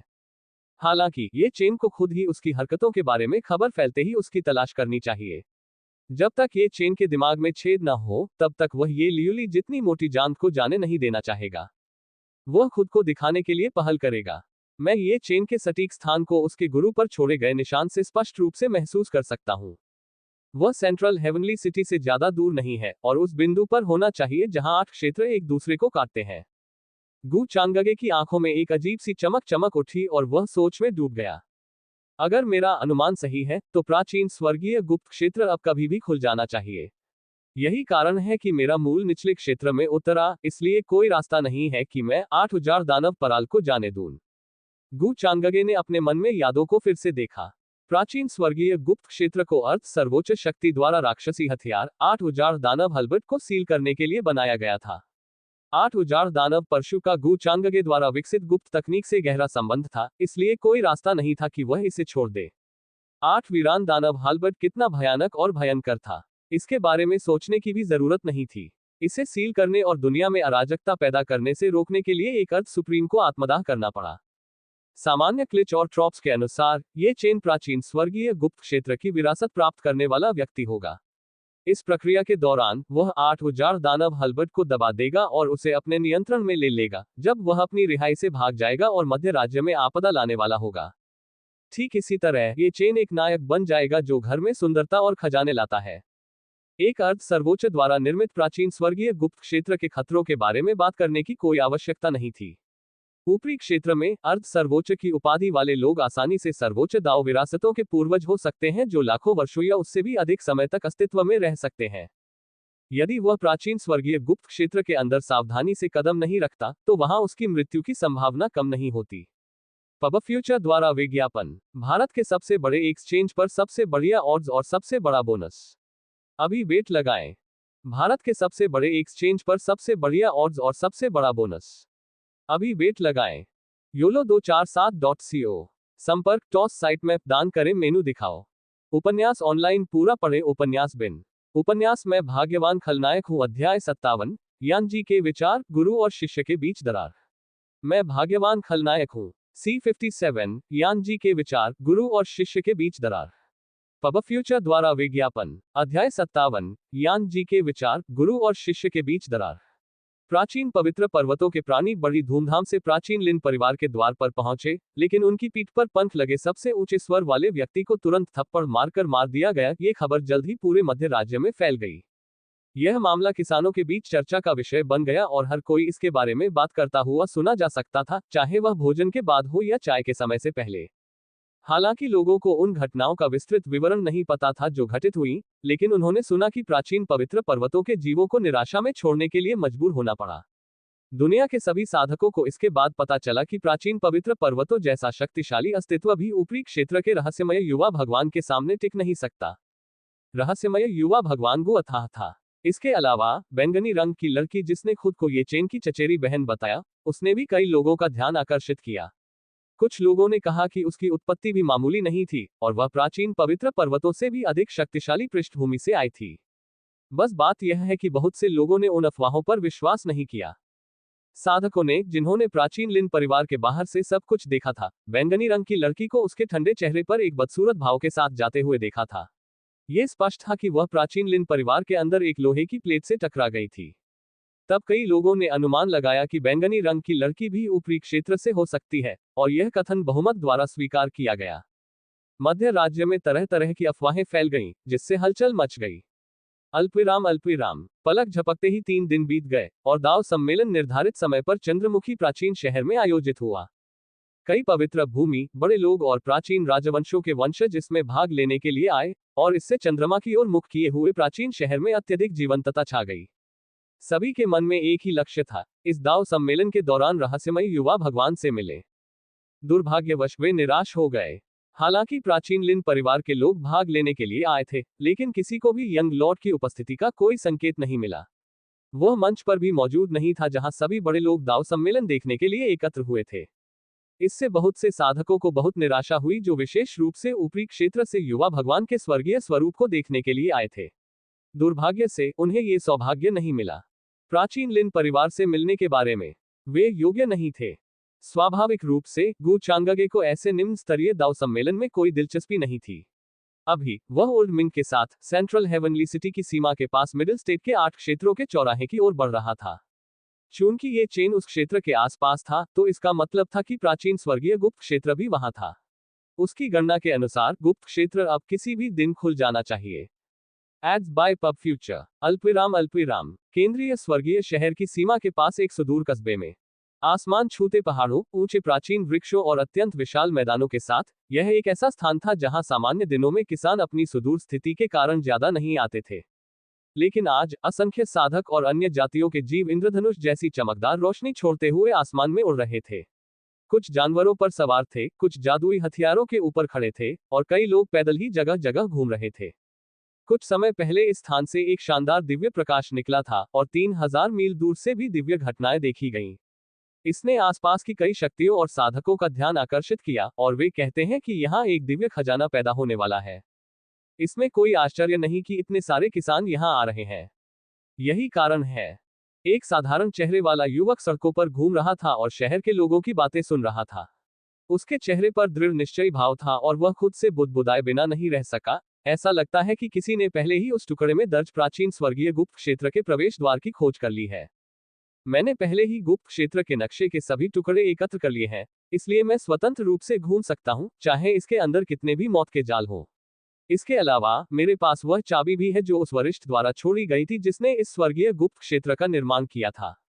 एक बार प्रवेश द्वार खुल जाए तो मैं अंदर भाग रहे सभी साधकों के साथ मिल जाऊंगा और गुप्त क्षेत्र के केंद्र की ओर बढ़ जाऊंगा। ऐसा प्रतीत हो रहा था कि युवक स्वयं से बात कर रहा था, लेकिन वास्तव में वह अपने गुरु से बात कर रहा था जो उसकी उंगली की अंगूठी में रहते थे। ये युवक कोई और नहीं बल्कि ये चेन था। इस अवधि के दौरान उसने अपनी साधना में सुधार किया था और नक्शे के टुकड़ों की खोज करते हुए बड़े पैमाने पर अवसर भी प्राप्त किए थे। वह पहले से ही ट्रांसेंडेंट दायरे के शिखर पर था। कुछ ही महीनों में वह आत्मा महल क्षेत्र से पारलौकिक क्षेत्र के शिखर तक पहुंच गया था, और यहां तक कि उसने महापारलौकिक क्षेत्र की दहलीज को भी हल्के से छू लिया था। अगर साधारण साधक उसकी पागलपन भरी साधना गति के बारे में सुनते तो उनकी आंखें बाहर निकल आती और वे खुद को चौंक कर चिल्लाने से नहीं रोक पाते। यहां तक कि राक्षसी शब्द भी ऐसी विलक्षण प्रतिभा का वर्णन करने के लिए पर्याप्त नहीं था। बेशक गु चांगगे को इससे कोई आश्चर्य नहीं होगा। आखिरकार स्वर्ग के पसंदीदा बच्चों से यही उम्मीद की जाती थी। हालांकि ये चेन इतने जबरदस्त सुधार से भी संतुष्ट नहीं था। उसे लगा कि उसकी साधना की गति अभी भी पर्याप्त नहीं है। हालांकि उसे कई मौके मिले थे, फिर भी वह अपने और गु चांगगे के बीच की खाई को पाट नहीं सका। केवल जब मुझे प्राचीन स्वर्गीय गुप्त क्षेत्र की विरासत मिलेगी तभी मैं उस गु चांगगे को मार पाऊंगा और अपना बदला ले पाऊंगा। पब फ्यूचर द्वारा विज्ञापन। और वो कुतिया सु किंगगे। ये चेन की आंखों में नफरत की ज्वाला भड़क उठी जब उसने अतीत को याद किया। कुछ देर तक इस मामले पर विचार करने के बाद उसे एहसास हुआ कि गु चांगगे की ताकत वास्तव में ऐसी चीज नहीं थी जिससे वह निपट सके। इससे पहले चाहे उसके दुश्मन कितने भी शक्तिशाली क्यों न हो या उनके पीछे कितनी भी महान पृष्ठभूमि क्यों न हो, वह हमेशा खतरे को अवसर में बदलकर और जबरदस्त शक्ति प्राप्त करके विजयी होता था। इससे ये चेन को विश्वास हो गया कि प्राचीन स्वर्गीय गुप्त क्षेत्र उसके लिए अपनी वर्तमान स्थिति को बदलने के लिए तैयार किया गया अवसर था। रिंग के अंदर यान जी उबे हुए भाव के साथ शून्य में तैर रही थी। उसने ये चेन की बातें सुनने के बाद भी उसे कोई जवाब नहीं दिया। अपनी चमकदार लाल पुतलियों के साथ वह एक चकित भाव से शून्य में घूर रही थी। अभी उसका रूप शक्तिशाली मास्टर ये चेन जैसा नहीं था जिससे वह इतना परिचित था। उसने अपनी आंखों से पिछले कुछ समय में ये चेन में तेजी से सुधार होते देखा था। उसके सुधार की गति ऊपरी क्षेत्र के कुछ प्रतिभाशाली लोगों से भी ज्यादा तेज थी। इन सब बातों से उसे अजीब सा एहसास हुआ और वह समझ नहीं पा रही थी कि क्या करे। इससे पहले उसने सोचा था कि ये चेन इस जीवन में गू चांगगे से बदला नहीं ले पाएगा। भले ही उसे प्राचीन स्वर्गीय गुप्त क्षेत्र की विरासत मिल जाए, लेकिन ये तथ्य नहीं बदलेगा। अपने सुनहरे दिनों में वह शायद अर्ध सर्वोच्च न रही हो, लेकिन वह उस स्तर से बहुत पीछे नहीं थी। उसकी राय में गू चांगगे एक युवा जो अमर आत्मा एकत्र गोली जैसी कीमती चीज निकाल सकता है, वह एक साधारण पृष्ठभूमि से नहीं हो सकता। उसके परिवार या संप्रदाय में अर्ध सर्वोच्च या सर्वोच्च स्तर पर अस्तित्व की कमी नहीं होगी। इस वजह से यान जी ने ये चेन को मनाने का प्रयास छोड़ दिया था और अब वह उससे कुछ हद तक नाराज थी। चाहे कोई उसकी तुलना गू चांगगे से कैसे भी करे, ये चेन उसके सामने टिक नहीं सकता। उनकी पृष्ठभूमि बहुत अलग थी और उनकी साधना का आधार भी। ये चेन कभी भी अपने बदला लेने में सफल नहीं हो पाएगा। लेकिन अब यान जी के विचार बदल गए थे। जिस गति से ये चेन की साधना बढ़ी, वह सचमुच चमत्कार करने में सक्षम हो सकता था। यान जी गू चांगगे के लिए चिंता महसूस करने से खुद को रोक नहीं सकी। शायद वह अमर आत्मा सभा की गोली के लिए उसकी आभारी थी, या शायद कालकोठरी में उसके ईमानदार रवैये ने उसे प्रभावित किया।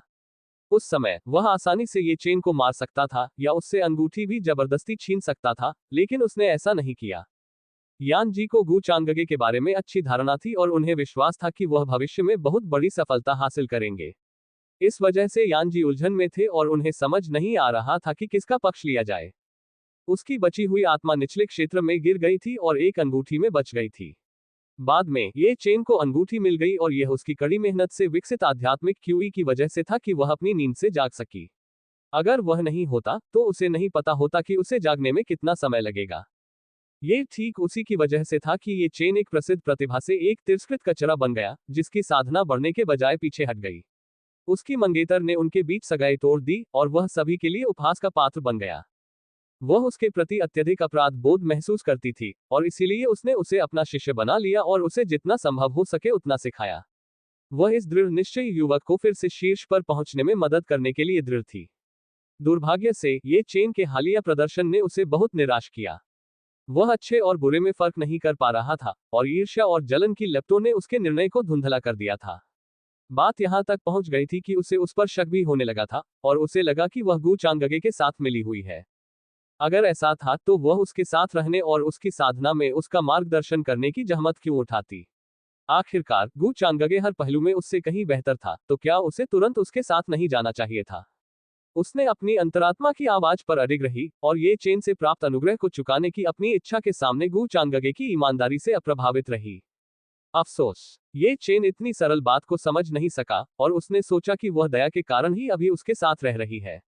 इससे यान जी का दिल टूट गया और वह असहाय हो गई। वह जानती थी कि उसके और ये चेन के बीच दरार आ गई है और समस्या ये चेन के विश्वास के विपरीत स्वयं ये चेन में थी। यहां गलती उसकी नहीं थी। पब फ्यूचर द्वारा विज्ञापन संपर्क टॉस साइट मैप दान करें मेनू दिखाओ। उपन्यास ऑनलाइन पूरा पढ़े उपन्यास बिन। उपन्यास मैं भाग्यवान खलनायक हूँ अध्याय 58 मोटा लीक कटाई का समय। मैं भाग्यवान खलनायक हूँ C58 मोटा लीक कटाई का समय। पब फ्यूचर द्वारा विज्ञापन अध्याय 58 मोटा लीक कटाई का समय। ये चेन को यान जी के वर्तमान विचारों का पता नहीं था। पिछले कुछ समय में उनकी साधना में बहुत तेजी से सुधार हुआ है और इससे उनमें अभूतपूर्व आत्मविश्वास आया है जो पहले कभी नहीं था। गू चांगगे ने कुछ समय पहले उसे गहरा झटका दिया था, जिससे उसका दाव हृदय क्षतिग्रस्त हो गया था और वह जीवन की हर चीज के प्रति संदिग्ध हो गया था। अभी वह शहरवासियों और आसपास के अन्य साधकों से समाचार सुनने के बाद पहाड़ों की गहराइयों की ओर बढ़ रहा था। गुप्त क्षेत्र का नक्शा हाथ में होने के कारण उसे सामान न मिलने की चिंता नहीं थी।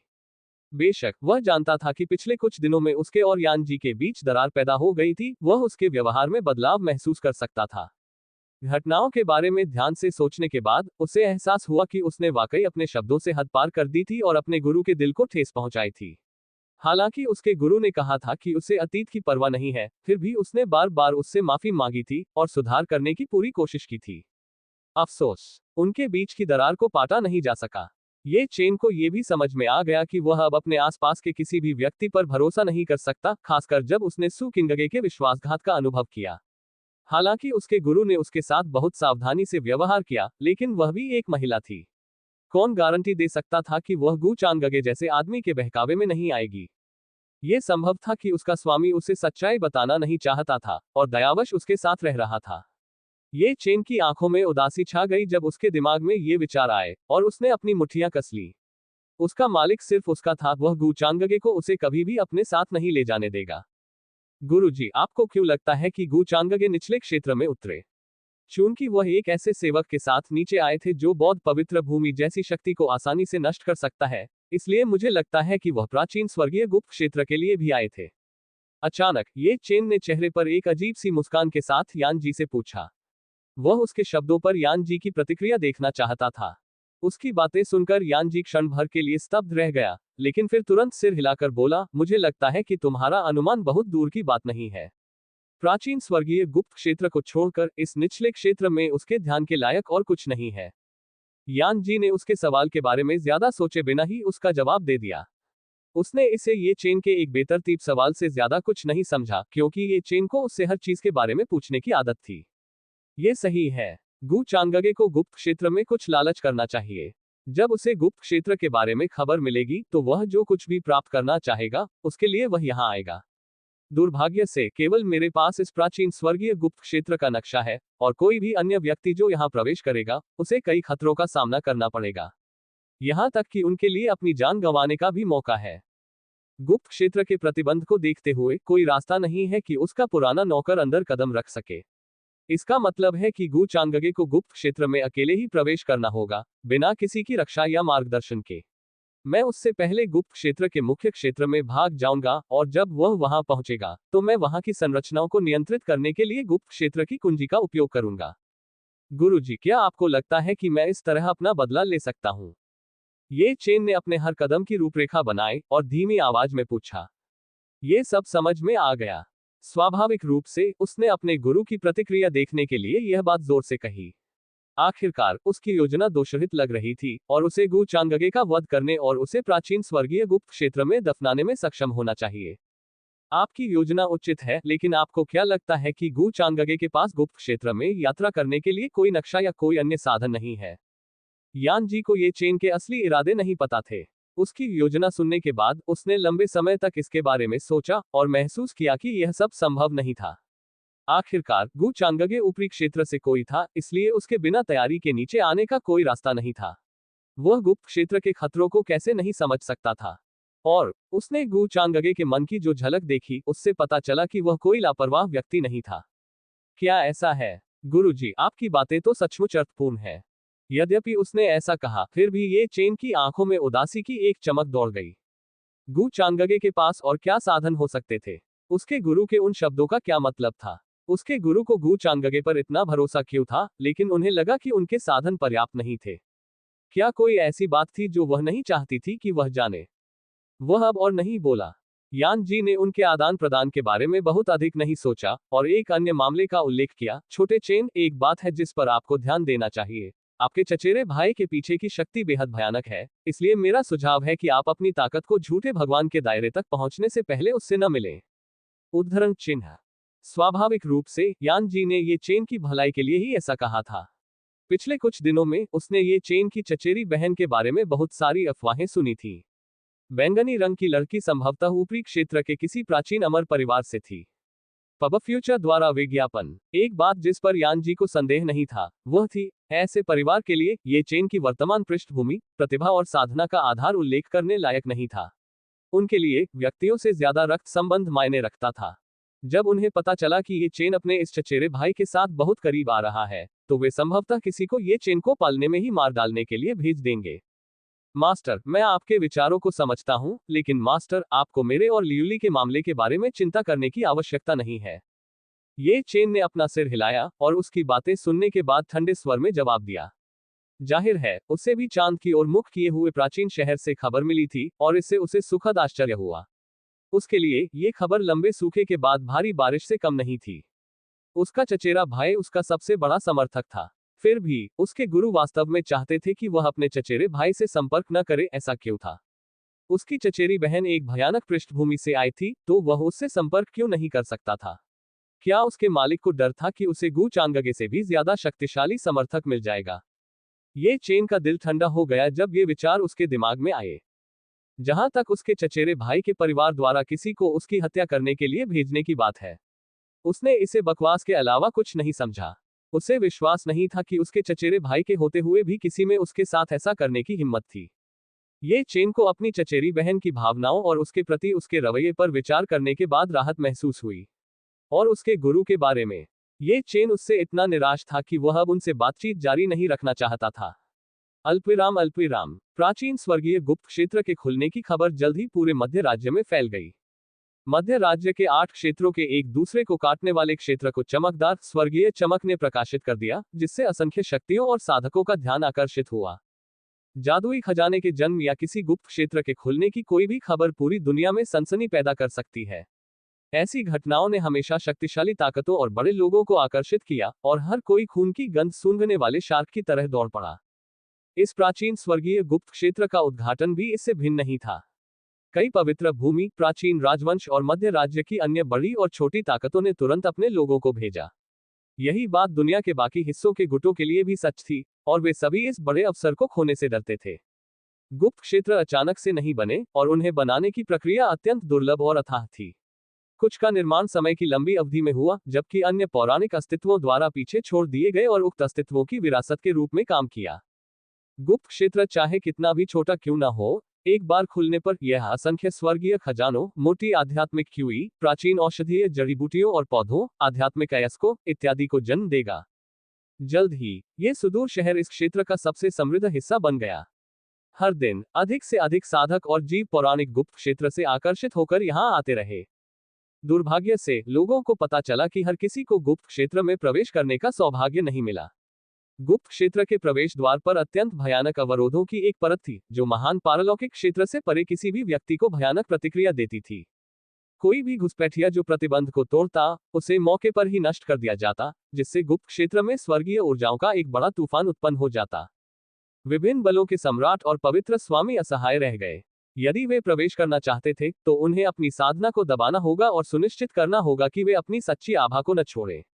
इस कारण से उन्होंने अनुभव के लिए केवल अपने शिष्यों और महान पारलौकिक क्षेत्र के बुजुर्गों को गुप्त क्षेत्र में भेजने का फैसला किया। अल्पविराम अल्पविराम। ऐसा लगता है कि सब कुछ मेरी उम्मीदों के मुताबिक चल रहा है। ये प्राचीन स्वर्गीय गुप्त क्षेत्र एक विशेष खेल का मैदान है जो ये चिन्ह को बढ़ावा देने के लिए तैयार किया गया है। अर्थ सर्वोच्च की विरासत स्वर्ग के एक कृपापात्र पुत्र को बढ़ावा देने के लिए बिल्कुल सही है। चूंकि महान पारलौकिक क्षेत्र से ऊपर के साधक अपनी साधना को दबाए बिना प्रवेश नहीं कर सकते, तो मैं मानता हूं कि यह गुप्त क्षेत्र ये चेन की साधना को एक ही झटके में महान पारलौकिक क्षेत्र में धकेल देगा। क्या अद्भुत संयोग है! मैंने कभी नहीं सोचा था कि गुप्त क्षेत्र ऐसे उपयुक्त समय पर खुलेगा। गू चांगगे अपने हाथों को पीठ के पीछे करके पहाड़ की चोटी पर खड़ा था और गुप्त क्षेत्र के आसपास की हर घटना को देख रहा था। उसके चेहरे पर दिलचस्पी का भाव था और वह कुछ ऐसे शब्द बोल रहा था जिन्हें उसके पीछे बैठे प्राचीन लिन परिवार के शक्तिशाली लोग समझ नहीं पाए। वे उसके शब्दों को समझ नहीं पाए, न ही उनमें यंग लॉर्ड गू से यह पूछने की हिम्मत थी कि उसके शब्दों का क्या मतलब है। अपने होठों को कसकर बंद करके वे सम्मानपूर्ण भाव के साथ उसके पीछे खड़े थे। कभी कभी चुप रहना बेहतर होता है। गू चांगगे ने प्राचीन लिन परिवार से कुछ लोगों को साथ लाने का फैसला किया था, क्योंकि वह अकेले सब कुछ नहीं कर सकता था। अगर कोई छोटी मोटी और बोझिल बात आती, तो वह उन्हें उसे संभालने के लिए कह सकता था।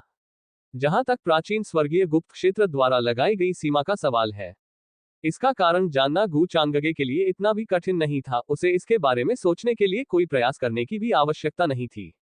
आखिरकार गुप्त क्षेत्र स्वर्ग के कृपापात्र पुत्र के लिए विशेष रूप से तैयार किया गया एक अनुभव क्षेत्र था, तो ये दूसरों को अंदर आकर उसका लाभ चुराने की अनुमति कैसे दे सकता था? और क्या, गुप्त क्षेत्र को एक अर्थ सर्वोच्च द्वारा पीछे छोड़ दिया गया था, इसलिए यहाँ तक कि ओल्ड मिंग, एक शक्तिशाली देव राजा को भी प्रवेश करने से पहले महान पारलौकिक क्षेत्र में अपनी साधना को दबाना पड़ा। पब फ्यूचर द्वारा विज्ञापन। गु चांगगे ने अपने दिल में तुत तुत एक किया। ये व्यवहार ऐसा नहीं था जिसका लू, बू या डू कोई भी आनंद ले सके। स्वर्गीय पिता ने जानबूझकर स्वर्ग के पसंदीदा बच्चों के पक्ष में अवसरों और लाभों में हेराफेरी की। 1. टुट टुट एक विस्मयादिबोधक शब्द है जिसका उपयोग अस्वीकृति या झुंझलाहट व्यक्त करने के लिए किया जाता है। ये सोने की थाली में अच्छी तरह पका हुआ मांस परोसने और फिर उसे उन्हें खिलाने जैसा ही था। विचित्र, आमतौर पर पसंदीदा बच्चे अपने स्तर से कहीं ऊपर लड़ सकते हैं। चूंकि ये चेन अब ट्रांसेंडेंट दायरे के शिखर पर है, इसलिए वह निचले दायरे से किसी भी महान ट्रांसेंडेंट, सामान्य या संत जिन्होंने खुद को दबा लिया को आसानी से नष्ट कर सकता है। इस तरह से खेल उसके पक्ष में धांधली करता है। मगर इससे क्या, चूंकि वह स्वर्ग के प्रिय पुत्र के अवसर को लूटना चाहता था, इसलिए स्वर्ग के पिता को भी उसे रोकने के बारे में भूल जाना चाहिए। चल दर, धीमी आवाज में आदेश देते हुए गु चांगगे ने नेतृत्व संभाला और गुप्त क्षेत्र के प्रवेश द्वार की ओर बढ़ गया, जो ज्यादा दूर नहीं था, और अपने पीछे एक इंद्रधनुष छोड़ता गया। भले ही वह केवल गुप्त क्षेत्र में महान पारलौकिक क्षेत्र की शक्ति का उपयोग कर सके, फिर भी उसके लिए ये चेन को मारना मुश्किल नहीं होगा। ये लीक काफी मोटा हो चुका था और अब उसे काटने का समय आ गया था। धमाका। प्राचीन स्वर्गीय गुप्त क्षेत्र का प्रवेश द्वार अंतरिक्ष में 30 फीट चौड़ी दरार थी, जिससे धुंधली चमक निकलती थी। दरार के चारों ओर का स्थान उतार चढ़ाव करता था और ये दुनिया को गुप्त क्षेत्र के आयाम से जोड़ता था। कई साधक प्रवेश द्वार के चारों ओर खड़े होकर कामना भरी आंखों से उसे देख रहे थे। दुनिया भर से बहुत से ढीले साधक दो एकत्र हुए थे। भीड़ में महान पारलौकिक क्षेत्र के लोग और यहां तक कि संत क्षेत्र के भीमकाय लोग भी छिपे हुए थे। 2. ढीले साधक वे साधक हैं जो किसी कुल, संप्रदाय, परिवार, संगठन, पवित्र भूमि, राजवंश या किसी भी चीज से जुड़े नहीं हैं। उनका विचार सरल था, यदि वे अकेले ही प्रवेश करते तो वे लूट की गारंटी नहीं दे पाते और अवसरों के लिए उन्हें विभिन्न बलों के लोगों से भी संघर्ष करना पड़ता। इसके बजाय वे गुप्त क्षेत्र के बाहर प्रतीक्षा करते और बाहर आने पर सीधे उन लोगों से चोरी करते जो पहले से ही अंदर जा चुके थे। कौन है वे? वे प्राचीन लिन परिवार के लोगों की तरह दिखते हैं। शीघ्र ही उन्होंने एक काले कपड़े पहने हुए व्यक्ति को गुप्त स्वर्गीय क्षेत्र के प्रवेश द्वार की ओर आते देखा, जिसके पीछे प्राचीन लिन परिवार के शक्तिशाली साधक चल रहे थे। वह वही यंग लॉर्ड है। उन्हें उकसाओ मत। उनके अचानक प्रकट होने से वहां एकत्र हुए किसान दंग रह गए और उनके हाव भाव अचानक बदल गए। डरकर वे जल्दी से पीछे हट गए। दुनिया की सभी शक्तियों में से उन्हें केवल प्राचीन लिन परिवार से ही डर लगता था। बेशक उन्हें सबसे ज्यादा डर प्राचीन लिन परिवार में रहने वाले यंग लॉर्ड से था। यदि कोई मध्य राज्य से था, तो कोई रास्ता नहीं था कि वे ऊपरी क्षेत्र के युवा भगवान के बारे में न जान सकें। वे उसे उसके काले वस्त्र, लंबे कद और ईश्वरीय स्वभाव से आसानी से पहचान सकते थे। वह एक ऐसा चरित्र था जिसे वे कतई भड़का नहीं सकते थे। इस समय वे सभी अनजाने में ही गुप्त क्षेत्र के प्रवेश द्वार से जल्दी से पीछे हट गए और जगह खाली कर दी। गुंजन, एक शक्तिशाली लहर चारों ओर फैल गई और चमकदार रून चमक उठे। गु चांगगे को स्वाभाविक रूप से इन भटके हुए साधकों के समूह की कोई परवाह नहीं थी। अपने अनुयायियों के समूह के साथ वह सीधे प्राचीन स्वर्गीय गुप्त क्षेत्र में प्रवेश कर गया। उनके गु चांगगे के समूह चारों ओर की दुनिया घूम गई और उन्हें ऐसा महसूस हुआ मानो वे किसी अंतरिक्ष सुरंग में तैर रहे हों। जल्द ही गुप्त क्षेत्र की आभा उन पर उतरी और गु चांगगे ने हवा में अपना संतुलन वापस पा लिया।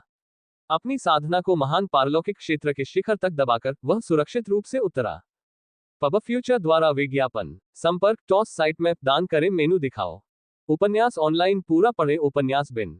उपन्यास मैं भाग्यवान खलनायक हूँ अध्याय 59। हर शब्द में गु चांदगे की हरी टोपी। मैं भाग्यवान खलनायक हूँ। C59। हर शब्द में गु चांदगे की हरी टोपी। पब फ्यूचर द्वारा विज्ञापन। अध्याय 59। हर शब्द में गु चांदगे की हरी टोपी। गुंजन, चारों ओर प्रकाश की चमकीली किरणें फैल गईं और हिंसक स्थानिक उतार चढ़ाव ने चारों ओर तबाही मचा दी। जल्द ही हवा में एक दरार दिखाई दी और दरार से कई आकृतियां उभरी। वे गु चांगगे और उनका समूह थे। आसपास के साधकों के हाव भाव में भारी बदलाव दिखा। हालांकि वे गु चांगगे की पहचान नहीं जानते थे, लेकिन वे ये समझने में सक्षम थे कि जो व्यक्ति महान पारलौकिक क्षेत्र के इतने सारे अनुयायियों को साथ लेकर आ सकता है, उसे वे भड़का नहीं सकते। गु चांगगे ने उनकी प्रतिक्रियाओं पर ठहाका लगाया। ये बिल्कुल वैसा ही था जैसा उसने सोचा था। केवल एक मूर्ख ही इस समय आगे आकर उसके साथ खिलवाड़ करने की हिम्मत कर सकता है। आखिरकार वह कोई नायक नहीं था जिसे चाहे जहां भी जाए उपहास का पात्र बनना पड़े।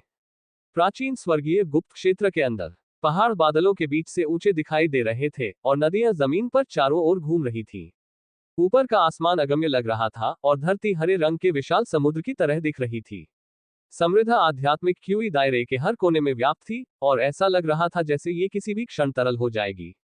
गु चांगगे के लिए, जो ऊपरी क्षेत्र में बड़ा हुआ था, जहां अत्यंत सघन आध्यात्मिक क्यूई हर जगह व्याप्त थी, इस क्षेत्र में आध्यात्मिक क्यूई का स्तर उसके गु परिवार के द्वार के बाहर जो कुछ भी देखा था उससे अधिक कुछ नहीं था। यह उल्लेख करने लायक नहीं था, लेकिन निचले क्षेत्र के किसानों के लिए ये जगह खेती के लिए पवित्र भूमि की तरह थी। यहाँ की एक दिन की मेहनत बाहर की कई दिनों की मेहनत के बराबर थी। इससे उनके दिलों में बहुत बड़ा सदमा और ईर्ष्या पैदा हुई। इस तरह का एक गुप्त क्षेत्र वास्तव में एक वरदान है। कोई आश्चर्य नहीं कि इतने सारे लोग इनके खुलते ही अंदर जाने के लिए दौड़ पड़ते हैं। अगर यह हमेशा खुला रहे तो ये खेती के लिए एक बेहतरीन जगह हो सकती है। दुर्भाग्य से ये जल्द या बाद में बंद हो जाएगा। प्राचीन लिन परिवार के लोग अफसोस की सांस लेने से खुद को रोक नहीं पाए। वे गु चांगगे की आज्ञा का पालन करने के लिए यहाँ आए थे, इसलिए वे स्पष्ट रूप से स्वतंत्र रूप से घूम नहीं सकते थे और गुप्त क्षेत्र के आशीर्वाद का आनंद नहीं ले सकते थे। फिर भी अगर उन्हें युवा भगवान गु की सराहना मिल सकती है तो वे भविष्य में इस गुप्त क्षेत्र से कहीं अधिक अवसर प्राप्त कर सकते हैं। ये बात अभी भी उनके लिए स्पष्ट थी। यंग लॉर्ड के लिए यह एक अत्यंत महत्वपूर्ण मामला है, इसलिए यदि आप कुछ भी गड़बड़ करते हैं तो वापस लौटने के बारे में भी मत सोचना। बूढ़े मिंग ने अपने वंशजों को कड़ी चेतावनी दी। उसने गुप्त क्षेत्र में प्रवेश करने के लिए अपनी साधना को भी दबा दिया था क्योंकि वह गु चांगगे को अकेले प्रवेश करने देने में सहज महसूस नहीं कर रहा था। पूर्वज, आप निश्चिंत रहिए। भले ही हमें यहीं मरना पड़े, हम ये सुनिश्चित करेंगे कि युवा भगवान गु को वह मिले जो वह चाहता है। अपने पूर्वज की चेतावनी सुनने के बाद प्राचीन लिन परिवार के सभी बुजुर्ग घुटनों के बल गिर पड़े और गंभीरता से प्रतिज्ञा ली। बूढ़े मिंग ने उनके प्रदर्शन पर संतोष से सिर हिलाया। सीक्रेट रियल्म कुछ दिन पहले ही खुला है, इसलिए ये चेन को केवल सीक्रेट रियल्म के मुख्य क्षेत्र के किनारे तक ही पहुंचना चाहिए था, चाहे वह कितनी भी तेज क्यों न हो। अगर मैं गलत नहीं हूं तो उसके पास इस जगह का नक्शा भी होना चाहिए। वह यूं ही खजाना खोजने का औजार नहीं है, मैं उसे मेरे लिए रास्ता साफ करने की इजाजत दूंगा। गु चांगगे को अपने पीछे खड़े लोगों की बिल्कुल भी परवाह नहीं थी। उसके चेहरे पर एक अजीब सी मुस्कान थी और वह अपने दिल में ये चेन के मामले के बारे में सोच रहा था। वह आसानी से ये चेन के सटीक स्थान को समझ सकता था और उसने अनुमान लगाया कि ये चेन उनसे बहुत दूर नहीं था। वह ज्यादा से ज्यादा कुछ हजार मील दूर था। हालांकि गु चांगगे ये चेन की हर हरकत को नहीं देख सकता था, फिर भी वह अनुमान लगा सकता था कि वह क्या करने वाला है। शुरुआत में जब उसने उसे उकसाया था तो ये चेन एक पराजित कुत्ते की तरह लग रहा था, लेकिन अभी गु चांगगे को लगा कि उसका चेहरा किसी और की तुलना में अधिक सुंदर लग रहा है। गु चांगगे अपनी हंसी रोक नहीं सका। आखिरकार ये चेन उसके लिए एक भाग्यशाली अवसर तैयार करने में व्यस्त था। चल दर। अपने विचारों से मुक्त होकर उसने अपने पीछे खड़े लोगों को आदेश दिया और फिर एक चमकदार प्रकाश की चमक में बदल गया जो प्राचीन स्वर्गीय गुप्त क्षेत्र के मुख्य क्षेत्र की ओर बढ़ गया। अभी वे गुप्त क्षेत्र के बाहरी किनारे पर थे। अल्पविराम अल्पविराम। धुंध से घिरे क्षेत्र में पहाड़ बादलों को चीरते हुए दिखाई दे रहे थे। प्राचीन वृक्ष ऊंचे ऊंचे खड़े थे और कई खंडहर दिखाई दे रहे थे जिनमें ढह चुके महल, मंडप और टूटे हुए खंभे तथा सूखी पत्तियां बिखरी हुई थी। श्वा। जब ये चेन ने अपने सामने एक अजीब से दिखने वाले जानवर को दो टुकड़ों में काट दिया तो चारों ओर खून फैल गया और फिर उसने पास की एक गुफा के प्रवेश द्वार पर एक पौधे को मुस्कुराते हुए देखा। पब फ्यूचर द्वारा विज्ञापन। पौधा ज्वाला की तरह चमक रहा था और अपने आसपास के वातावरण में झुलसाने वाली आभा फैला रहा था। ज्वाला देवता का फूल और ये 30,000 साल पुराना है। न केवल यह मेरी सच्ची ज्वाला को संघनित करने में मेरी मदद कर सकता है, बल्कि यह ज्वाला दाव की मेरी समझ को एक और ऊंचाई तक बढ़ा देगा। ये चेन ने जलते हुए पौधे की कटाई करते हुए खुद से कहा। उसके दिल में संतुष्टि भर गई। उसने गुप्त क्षेत्र की इस यात्रा में बहुत सारी अच्छी चीजें प्राप्त की थी और अपने साधना आधार को एक और बढ़ावा मिला था। इससे उसकी खुशी और आत्मविश्वास बढ़ गया और उसने गु चांगगे से निपटने के लिए और भी योजनाएं बनाई। बेशक ये लियुली उनकी शक्ति में अचानक वृद्धि के पीछे सबसे बड़ा कारण था। जब ये लियुली ने चंद्रमा की ओर मुख वाले प्राचीन शहर में एक लोहे की प्लेट पर प्रहार किया तो उसने अपना सर्वश्रेष्ठ प्रयास किया कि कोई उसका संदेश उस तक पहुंचा दे ताकि उसे उसकी सुरक्षा की चिंता न हो। हालांकि दुनिया के कई साधक जानते थे कि उसने गु चांगगे को नाराज किया है और उसे महामारी की तरह टाल दिया, लेकिन ऐसे साधक भी थे जो उसकी मदद करने के लिए तैयार थे। बहुत पवित्र भूमि के पवित्र पुत्र की तरह दुनिया में कई अन्य लोग भी थे जिनके दिल में न्याय था और जो ये चेन के करिश्मे से प्रभावित थे। वे ये लियूली तक उसका संदेश पहुंचाने में मदद करके न्याय को बनाए रखने के लिए तैयार थे। ठीक इसी तरह ये लियूली ने कुछ ही दिनों में ये चेन को ढूंढ लिया। ये लियूली अपने सेवकों के एक समूह के साथ आए जो प्राचीन पवित्र पर्वतों से थे, और उनमें से हर एक महान पारलौकिक क्षेत्र में था, या उससे भी ऊपर। इससे ये चेन को सुरक्षा की गहरी भावना मिली। एक बार गू चांगगे गुप्त क्षेत्र में आ गया तो वह वहां से निकल नहीं पाएगा। उसकी तैयारियों के साथ ही गू चांगगे की मौत की पुष्टि हो गई। अगले साल इसी दिन गू चांगगे का स्मारक दिवस मनाया जाएगा। बस एक बात ने ये चेन को थोड़ा उलझन में डाल दिया। ये लियूली अब उसके प्रति पहले की तरह स्नेही नहीं रही, न ही वह उससे पहले की तरह बात करती थी। उसने ये भी सुनिश्चित किया कि वे दोनों के बीच 3 कदम की दूरी बनी रहे। फिर भी ये चेन ने इस मामले में ज्यादा नहीं सोचा। आखिरकार ये लियूली बड़ी हो गई थी, वह छोटी लड़की नहीं थी जिसे वह जानता था। इसके अलावा उनकी पृष्ठभूमि बहुत अलग थी, इसलिए इतना बदलाव होना सामान्य बात थी। फ्लेम गॉड का फूल अपनी स्थानिक अंगूठी में डालने के बाद ये चेन ने अपना ध्यान बैंगनी रंग की पोशाक पहने एक खूबसूरत लड़की की ओर लगाया जो उसके पास ही खड़ी थी।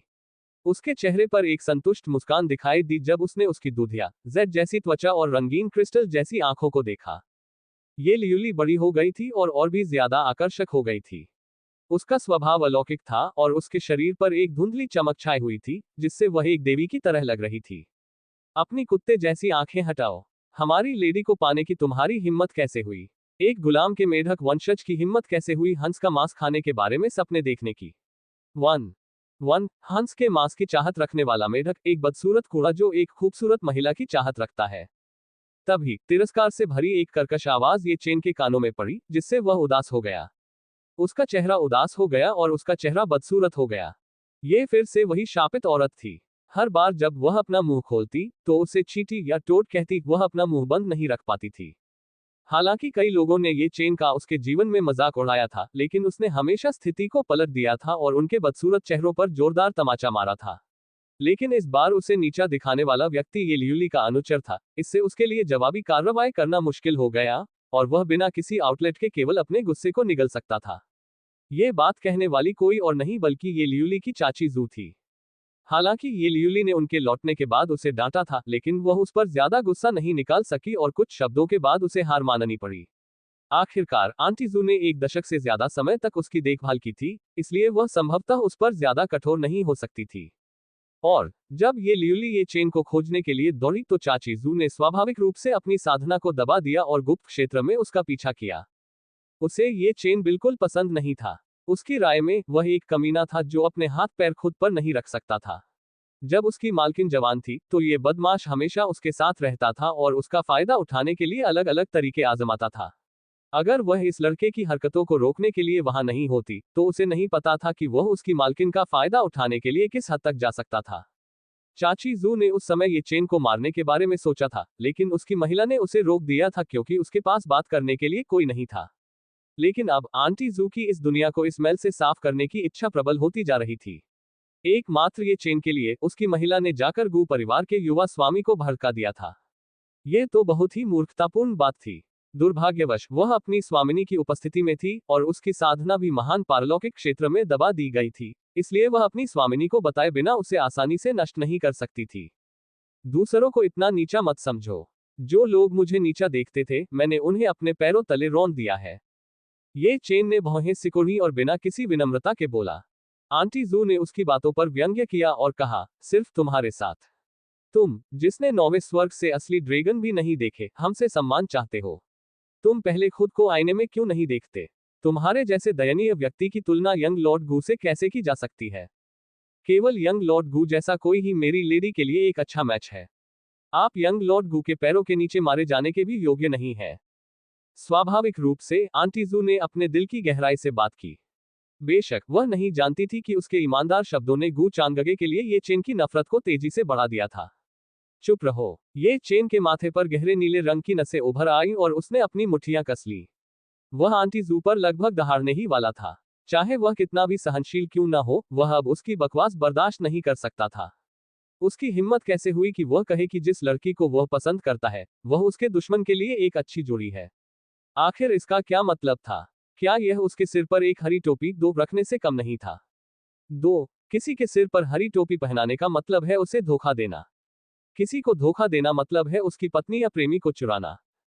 गू चांगगे। ये फिर से गू चांगगे क्यों था? हर बार जब वह अपना मुंह खोलती तो वह गू चांगगे के बारे में बोलती, और हर बार जब वह अपना मुंह बंद करती तो वह सबसे पहले गू चांगगे की प्रशंसा करती।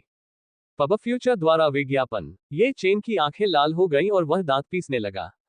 वह गू चांगगे को वहीं पर मार डालना चाहता था। भाई ये चेन, उसकी बात मत सुनो। चाची जू, आप क्या बकवास बोल रही हैं? ये लियुली भौहें सिकुड़ते हुए आए और उनके बीच हुई बातचीत पर असंतुष्ट भाव प्रकट किया। हालांकि ये चेन पहले से बहुत बदल गया था, फिर भी वह उसका भाई ये चेन था। वह वर्तमान स्तर पर उसमें आए बदलाव को स्वीकार कर सकती थी। आंटी जू ने बहुत कुछ कह दिया। मेरी लेडी, मैं केवल सच बोल रहा हूँ। अगर यह आदमी नहीं होता तो यंग लॉर्ड गू आपके साथ ऐसा व्यवहार नहीं करता। उसके और आंटी जू ने खुद को समझाने के लिए बात की, लेकिन उनकी बात पूरी होने से पहले ही ये लियुली ने उन्हें बीच में रोक दिया।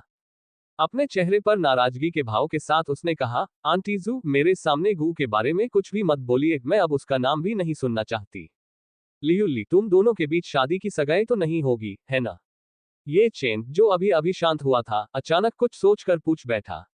घबराहट और बेचैनी ने उसके दिल पर वार किया। आखिर आंटी जू क्यों जानबूझकर उसके सामने बार बार गू चांगगे का जिक्र करती? वे दोनों ऊपरी राज्य से थे और दोनों ही भयानक पृष्ठभूमि से आए थे, इसलिए उनके परिवारों के बीच ऐसा कुछ होने की बहुत संभावना थी। ये चेन को ये सोचकर बहुत असहज महसूस हुआ। क्या बकवास सोच रही हो? मैं उसके जैसे घटिया आदमी से सगाई कैसे कर सकती हूँ? अगर मेरे और उसके बीच सगाई हो भी गई तो मैं अपने पिता पर दबाव डालूंगी कि वे इसे रद्द कर दें। उसके शब्दों ने ये लियुली को कुछ हद तक अवाक कर दिया, और उसने कुछ असहायता की भावनाओं के साथ समझाया। उसका भाई ये चेन ऐसा कुछ कैसे सोच सकता है? गू चांगगे एक दुष्ट कमीना था जिसने उसे अपमानित किया, और वह उससे अपने दिल की गहराई से नफरत करती थी। फिर तुम उससे नफरत क्यों करते हो? उस दिन प्राचीन लिन परिवार में क्या हुआ था? ये चेन ने राहत की सांस ली, लेकिन फिर भी पूछा। ये लियुली जैसा सौम्य व्यक्ति बिना किसी कारण के किसी के प्रति घृणा कैसे विकसित कर सकता है? साथ ही गू चांगगे के प्रति उसकी हत्या की मंशा भी गहरी हो गई। गू चांगगे ऊपरी क्षेत्र में प्राचीन अमर गू परिवार से है। केवल इतना ही नहीं, वह गू परिवार का युवा गुरु है। उसका पद और समर्थन मुझसे ऊपर है, इसलिए यदि आप उससे निपटना चाहते हैं तो आपको बहुत सावधान रहना होगा, भाई ये चेन। मैं आपकी मदद नहीं कर पाऊंगा, ये लियुली ने समझाया। ये चेन की मुठ्ठियां और भी कस गईं जब उसने उसकी बातें सुनी, लेकिन फिर भी उसने अपने दिल में कहा, ये गुप्त क्षेत्र गू चांगगे की कब्र होगी। रिंग के अंदर मौजूद यान जी ने तुरंत ये लियुली की बातों में दिलचस्पी दिखाई। वह कुछ समय से गू चांगगे के बारे में और अधिक जानना चाहती थी। तो युवा भगवान गू प्राचीन अमर गू परिवार के युवा गुरु है। कोई आश्चर्य नहीं। खैर, तब तो उसके पास जीवन रक्षा के बहुत सारे साधन होंगे, इसलिए मुझे उसके बारे में चिंता करने की कोई जरूरत नहीं है। उसने अपने दिल में चल रहे संघर्ष पर राहत की सांस ली। वह लगातार खुद से पूछ रही थी कि अगर ये चेन और गू चांगगे में लड़ाई हुई तो वह किसकी मदद करेगी। मुझे उम्मीद है कि ऐसी स्थिति नहीं आएगी, अन्यथा मुझे नहीं पता होगा कि दोनों में से किसकी मदद करनी है। यान जी आह भरने से खुद को रोक नहीं सके। उस समय उसकी बची हुई आत्मा पहले से ही हताश संकट में थी। उसके लिए उस समय अमर आत्मा सभा गोली का मूल्य अथाह था, और वह गू चांगगे की इस दयालुता को नहीं भूल सकती थी। फिर भी एक बात थी जो वह समझ नहीं पा रही थी, युवा भगवान गू ने बिना किसी प्रतिशोध के ये चेन को उसे उकसाने की अनुमति क्यों दी? क्या ये चेन उस स्थिति में केवल भाग्यशाली थी, या यंग लॉर्ड गू ने उसकी खातिर अपनी जान बख्श दी, क्योंकि वह उसे अपने पास लाना चाहता था? विल्फिक का पालना। कलह के क्षेत्र में स्थित VILFIC के पालने की भूमि से मैं आपके समक्ष साजासिन का कार्य प्रस्तुत करता हूँ। पब फ्यूचर द्वारा विज्ञापन। संपर्क टॉस साइट में दान करें, मेनू दिखाओ। उपन्यास ऑनलाइन पूरा पढ़े। उपन्यास बिन। उपन्यास में भाग्यवान खलनायक हूँ। अध्याय 60। हृदय में गर्माहट, विशेष रूप से साफ किया गया मार्ग। मैं भाग्यवान खलनायक हूँ। C60। हृदय में गर्माहट, विशेष रूप से साफ किया गया मार्ग। पब फ्यूचर द्वारा विज्ञापन। अध्याय 60। हृदय में गर्माहट, विशेष रूप से साफ किया गया मार्ग। प्राचीन स्वर्गीय गुप्त क्षेत्र अतुलनीय रूप से विशाल था। इसके खुलने के आधे महीने बाद भी किसी को भी क्षेत्र की विरासत का कोई संकेत नहीं मिला। इसके विपरीत जो साधक अंदर गए, उन्हें फटी पुरानी लाशों के साथ असंख्य खंडहर मिले। लाशों के सड़े गले कपड़े बहुत ही पुराने पैटर्न के थे और उनकी मौत का तरीका भी अजीब था। कुछ लाशें ऐसी दिख रही थी जैसे उन्होंने आत्महत्या की हो और कुछ को उनके परिचितों ने ही मारा हो। कुछ खंडहरों में भित्ति चित्र, पैटर्न और पेंटिंग्स थी जो इस गुप्त क्षेत्र में घटित घटनाओं को दर्ज करती थी। कुछ पुराने साधकों ने, जिन्होंने प्राचीन भाषाओं और संस्कृति का अध्ययन किया था, अभिलेखों को समझना शुरू किया और जल्द ही ऐसी समझ प्राप्त की जिसने उन्हें बहुत हैरान कर दिया। ये भूमि किसी चीज को सील करने के लिए बनाई गई है। इसमें न केवल महान अवसर हैं, बल्कि इसमें महान भयावहताएं भी हैं। इस गुप्त क्षेत्र का निर्माता एक सम्मानित सर्वोच्च एक है जिसका मूल अत्यंत प्राचीन काल से है। यह एक अर्थ सर्वोच्च है, लेकिन निचले क्षेत्र के लोग इसे एक सम्मानित सर्वोच्च कहते हैं क्योंकि उनके पास झूठे भगवान से परे क्षेत्रों और उपाधियों के बारे में पर्याप्त ज्ञान नहीं है। परम आदरणीय, वह किस तरह की अवधारणा थी? उन्होंने प्राचीन अभिलेखों में उन अस्तित्वों के बारे में केवल कुछ शब्द ही देखे थे। उस स्तर के अस्तित्व आसानी से शून्य में यात्रा कर सकते थे, सितारों को चुन सकते थे और चांद को पकड़ सकते थे। झूठे भगवान उनके सामने चींटियों के अलावा कुछ नहीं थे। इस खोज ने पूरे प्राचीन स्वर्गीय गुप्त क्षेत्र को हिलाकर रख दिया तथा वहां प्रवेश करने वाले सभी साधकों में अत्यधिक उत्साह भर दिया। क्या वे एक ही छलांग में स्वर्ग तक नहीं पहुंच जाएंगे यदि उन्हें उस आदरणीय सर्वोच्च की विरासत मिल जाए और वे उसके उत्तराधिकारी बन जाएं? उस समय ऊपरी क्षेत्र में जाना भी मुश्किल नहीं होगा। लेकिन अभिलेखों को पढ़ रहे किसानों के चेहरे पर अचानक बहुत बड़ा परिवर्तन आया और उनके दिलों में भय व्याप्त हो गया। कांपती आवाज में उन्होंने सभी के सिर पर ठंडे पानी की एक बाल्टी फेंकी। यह एक ऐसा स्थान है जिसने एक महान आतंक को सील कर दिया है, जिसने लगभग सभी जीवित प्राणियों को नष्ट कर दिया है, और यहां तक कि आदरणीय सुप्रीम और उनके लोगों ने भी इससे निपटने में अपनी जान गंवा दी है। आदरणीय सुप्रीम ने उस सर्वोच्च बुराई को सील करने के लिए अपने स्वयं के जीवन और मूल को जला दिया, जिससे उसे दुनिया में आने से रोका जा सके। वह सर्वोच्च बुराई एक शैतान है जो दुनिया में बड़ी अराजकता ला सकता है और सब कुछ उल्टा कर सकता है। एक बार जब यह मुक्त हो जाता है तो ये दुनिया को नष्ट कर देगा और इसमें रहने वाले सभी प्राणियों और जातियों का नरसंहार करेगा। वे प्राचीन अभिलेखों का अध्ययन करते हुए अपने दिलों को ठंडा महसूस करने से खुद को रोक नहीं पाए। ये गुप्त क्षेत्र कोई अवसर नहीं था, बल्कि एक ऐसी जगह थी जहां एक महान शैतान छिपा हुआ था। इस भयानक समाचार ने पहले वाले से भी अधिक भयावह सनसनी पैदा कर दी। कई साधकों को अपनी पीठ से ठंडा पसीना टपकता हुआ महसूस हुआ। ये सर्वोच्च शैतान कौन था? अभिलेखों में इसका उल्लेख नहीं है। ये सिर्फ इतना है कि सर्वोच्च शैतान की भयावहता स्वयं स्पष्ट थी, ये देखते हुए कि एक सम्मानित सर्वोच्च को इसे सील करने के लिए अपने जीवन का बलिदान करना पड़ा। उन्होंने अनुमान लगाया कि यह एक ऐसी आपदा थी जो दुनिया को विलुप्त होने के बिंदु तक तबाह कर सकती थी। कई साधक तुरंत पीछे हट गए, उनकी पीठ में ठंड की सिहरन दौड़ गई। उन्हें लगा कि उनके दिल में एक खौफनाक एहसास हुआ जब उन्होंने सोचा कि जिस जमीन पर वे खड़े हैं, उसके नीचे अनगिनत हड्डियां छिपी हो सकती हैं। तुरंत ही सौभाग्यपूर्ण मुलाकातों का ये स्थान नरक में बदल गया, जिससे उन्हें हर कीमत पर बचना था। ये खबर जंगल की आग की तरह फैल गई और प्राचीन स्वर्गीय गुप्त क्षेत्र के बाहर की दुनिया के लोगों को भी चौंका दिया। मैंने सुना है कि ऊपरी क्षेत्र से युवा भगवान भी गुप्त क्षेत्र के अंदर चले गए हैं। ऐसा लगता है कि यह गुप्त क्षेत्र ही वह कारण था जिसके कारण वे हमारे निचले क्षेत्र में उतरे। आखिर इस गुप्त क्षेत्र में क्या छिपा है? ऊपरी क्षेत्र के लोग भी इसमें क्यों रुचि रखते हैं? जानकारी और प्रश्नों ने कई किसानों को हैरान और भ्रमित कर दिया। जल्द ही एक साधक ने गुप्त क्षेत्र की गहराई में कोहरे से ढका एक क्षेत्र खोजा। कोहरा शुरू में सफेद था, लेकिन आगे बढ़ने पर इसका रंग गहरा होता गया और फिर धीरे धीरे ये धूसर से काले रंग में बदल गया। इतना ही नहीं, ऐसा लग रहा था कि जो कोई भी इसके पास आता था, उस पर यह कोई बुरी जादू टोना कर देता था। कई क्रूर जानवर अपना दिमाग खो बैठे और अपनी मान से बाहर निकलकर उन साधकों पर हमला करने लगे जो गुप्त क्षेत्र में घुस आए थे। यहां तक कि कमजोर खेती करने वाले कुछ साधक भी कोहरे से प्रभावित हुए और अपना दिमाग खो बैठे। वे नासमझ हत्या मशीनों में बदल गए जो अपने आसपास के हर व्यक्ति पर हमला करते थे। इस विनाशकारी परिवर्तन ने प्राचीन स्वर्गीय गुप्त क्षेत्र की शांति को नष्ट कर दिया। कई साधकों ने तुरंत पीछे हटने का फैसला किया क्योंकि एकमात्र अवसर कभी भी उनके जीवन से अधिक महत्वपूर्ण नहीं हो सकता था। बेशक ऐसे साधक भी थे जो गुप्त क्षेत्र की गहराई की ओर भागे। प्राचीन काल से ही अवसर और खतरे साथ साथ चलते रहे हैं। जिसे दूसरे लोग आपदा कहते हैं, वह शायद एक वरदान ही हो। लेकिन उन्हें जल्द ही पता चला कि वे जितने गहरे जाएंगे, कोहरा उतना ही घना होता जाएगा। खतरे हर जगह थे और अगर वे एक भी गलत कदम उठाते तो वे अपना रास्ता खो सकते थे, यहां तक कि जान भी। इससे भी बुरी बात यह थी कि रास्ते में कई संरचनाएं और अन्य जाल तंत्र थे। अगर वे गलती से उनमें से किसी को छू लेते तो वे खुद को जानलेवा स्थिति में पाते। कई किसान पहले ही इस तरह दफनाए जा चुके थे। यह क्या बकवास है कि यह जगह अवसरों से भरी हुई है। यह स्पष्ट रूप से आम जनता के लिए एक कब्रिस्तान था। संपूर्ण प्राचीन स्वर्गीय गुप्त क्षेत्र कुछ समय के लिए अराजकता में चला गया। ऐसी निम्न स्तरीय शैतानी क्यूई केवल साधारण साधकों को ही प्रभावित कर सकती है। यह उन लोगों को कुछ नहीं करेगी जिन्होंने लंबे समय तक साधना की है। गु चांगगे ने राक्षसी कोहरे के किनारे खड़े होकर सहजता से टिप्पणी की। कोई भी व्यक्ति जिसने सम्मानजनक समय तक साधना की है, वह इस शैतान क्यूई के आक्रमण का आसानी से विरोध कर सकता है। हालांकि उसके लिए ये शैतान क्यूई दुनिया में पोषण का सबसे शुद्ध रूप था। बस यहाँ इसकी मात्रा इतनी कम थी कि यह उसके लिए किसी काम की नहीं थी।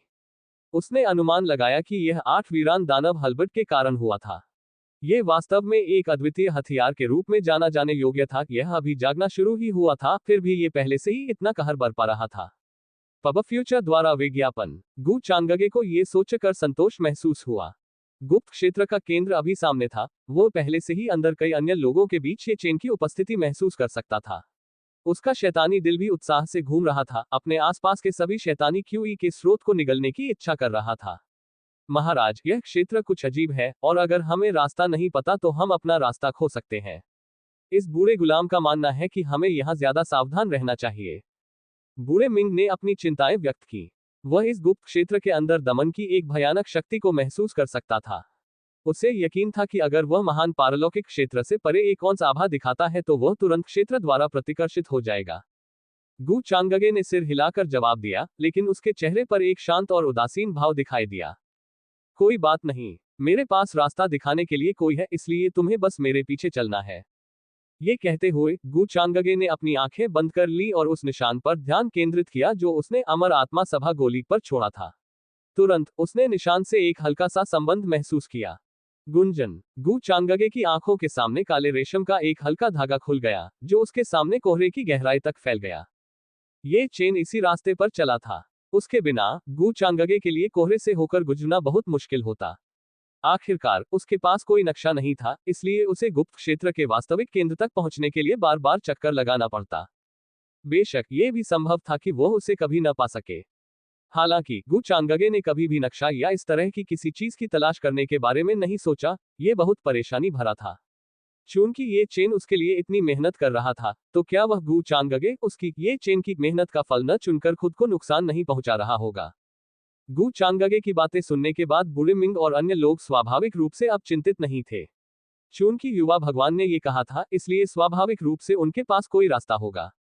गु चांगगे ने सबसे पहले कोहरे में कदम रखा और महान पारलौकिक क्षेत्र के उसके अनुयायी उसके चारों ओर एकत्र हो गए तथा अपने आसपास सतर्क दृष्टि रखने लगे ताकि कोई जानवर या कोई अन्य चीज उस पर हमला न कर सके।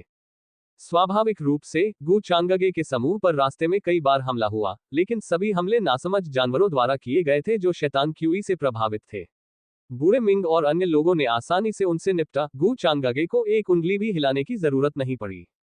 जहां तक किसानों की बात है तो किसी में भी उनके समूह पर हमला करने की हिम्मत नहीं थी। ये चेन ने जो रास्ता अपनाया है, उसके अनुसार इस गुप्त क्षेत्र की विरासत बहुत गहरे भूमिगत होनी चाहिए। 8 उजाड़ दानव परशु भी वहीं होना चाहिए। गु चांगगे आगे बढ़ते रहे और ये चेन द्वारा छोड़े गए निशानों पर ध्यान देते रहे। उनके चेहरे पर दिलचस्पी का भाव दिखाई दिया, क्योंकि उन्होंने देखा कि जब वे ये चेन के नक्शे कदम पर चल रहे थे तो उन्हें बहुत कम जानवरों का सामना करना पड़ा।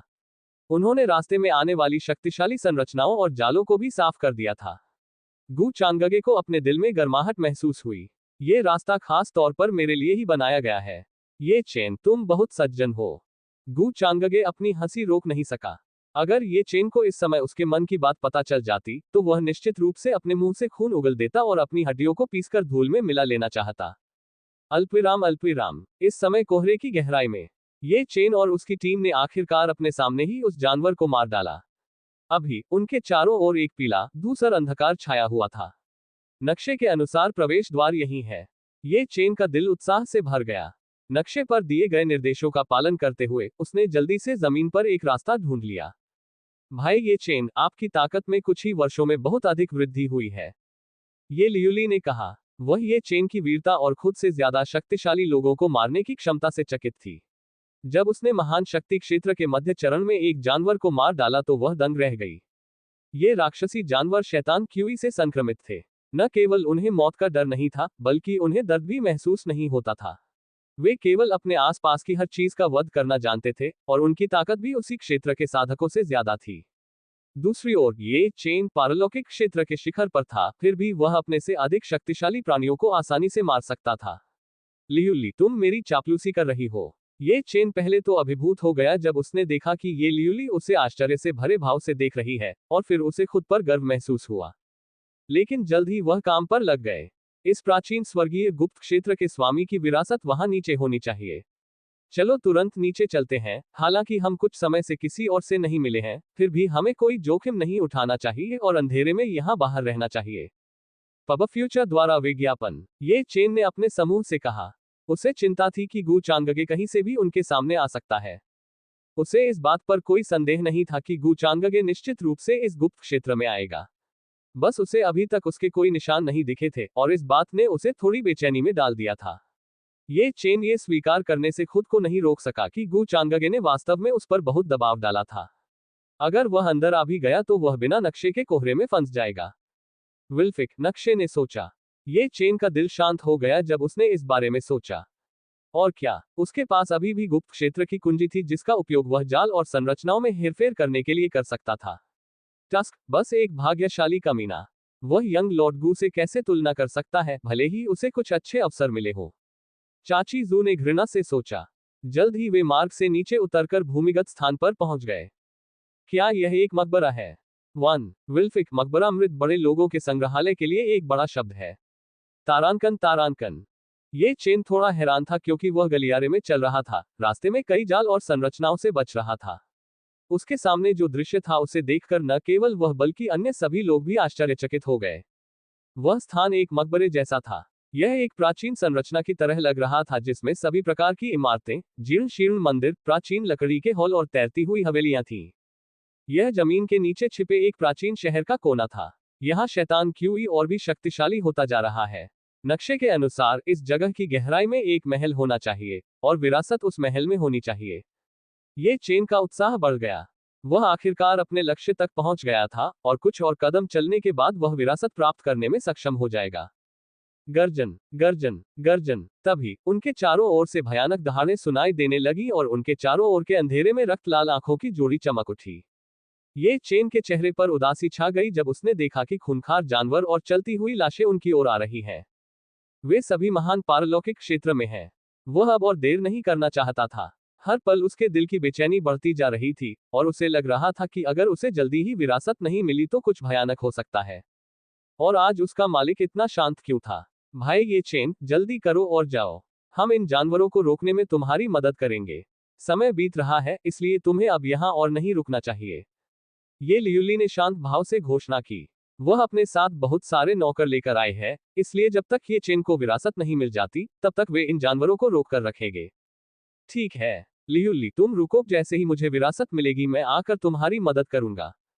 ये चेन का दिल द्रवित हो गया, और वह बिना पीछे देखे प्राचीन भूमिगत शहर की गहराई की ओर भाग गया। दूसरी ओर जानवरों की लहर आगे बढ़ी और ये लियूली और उसके समूह को घेर लिया।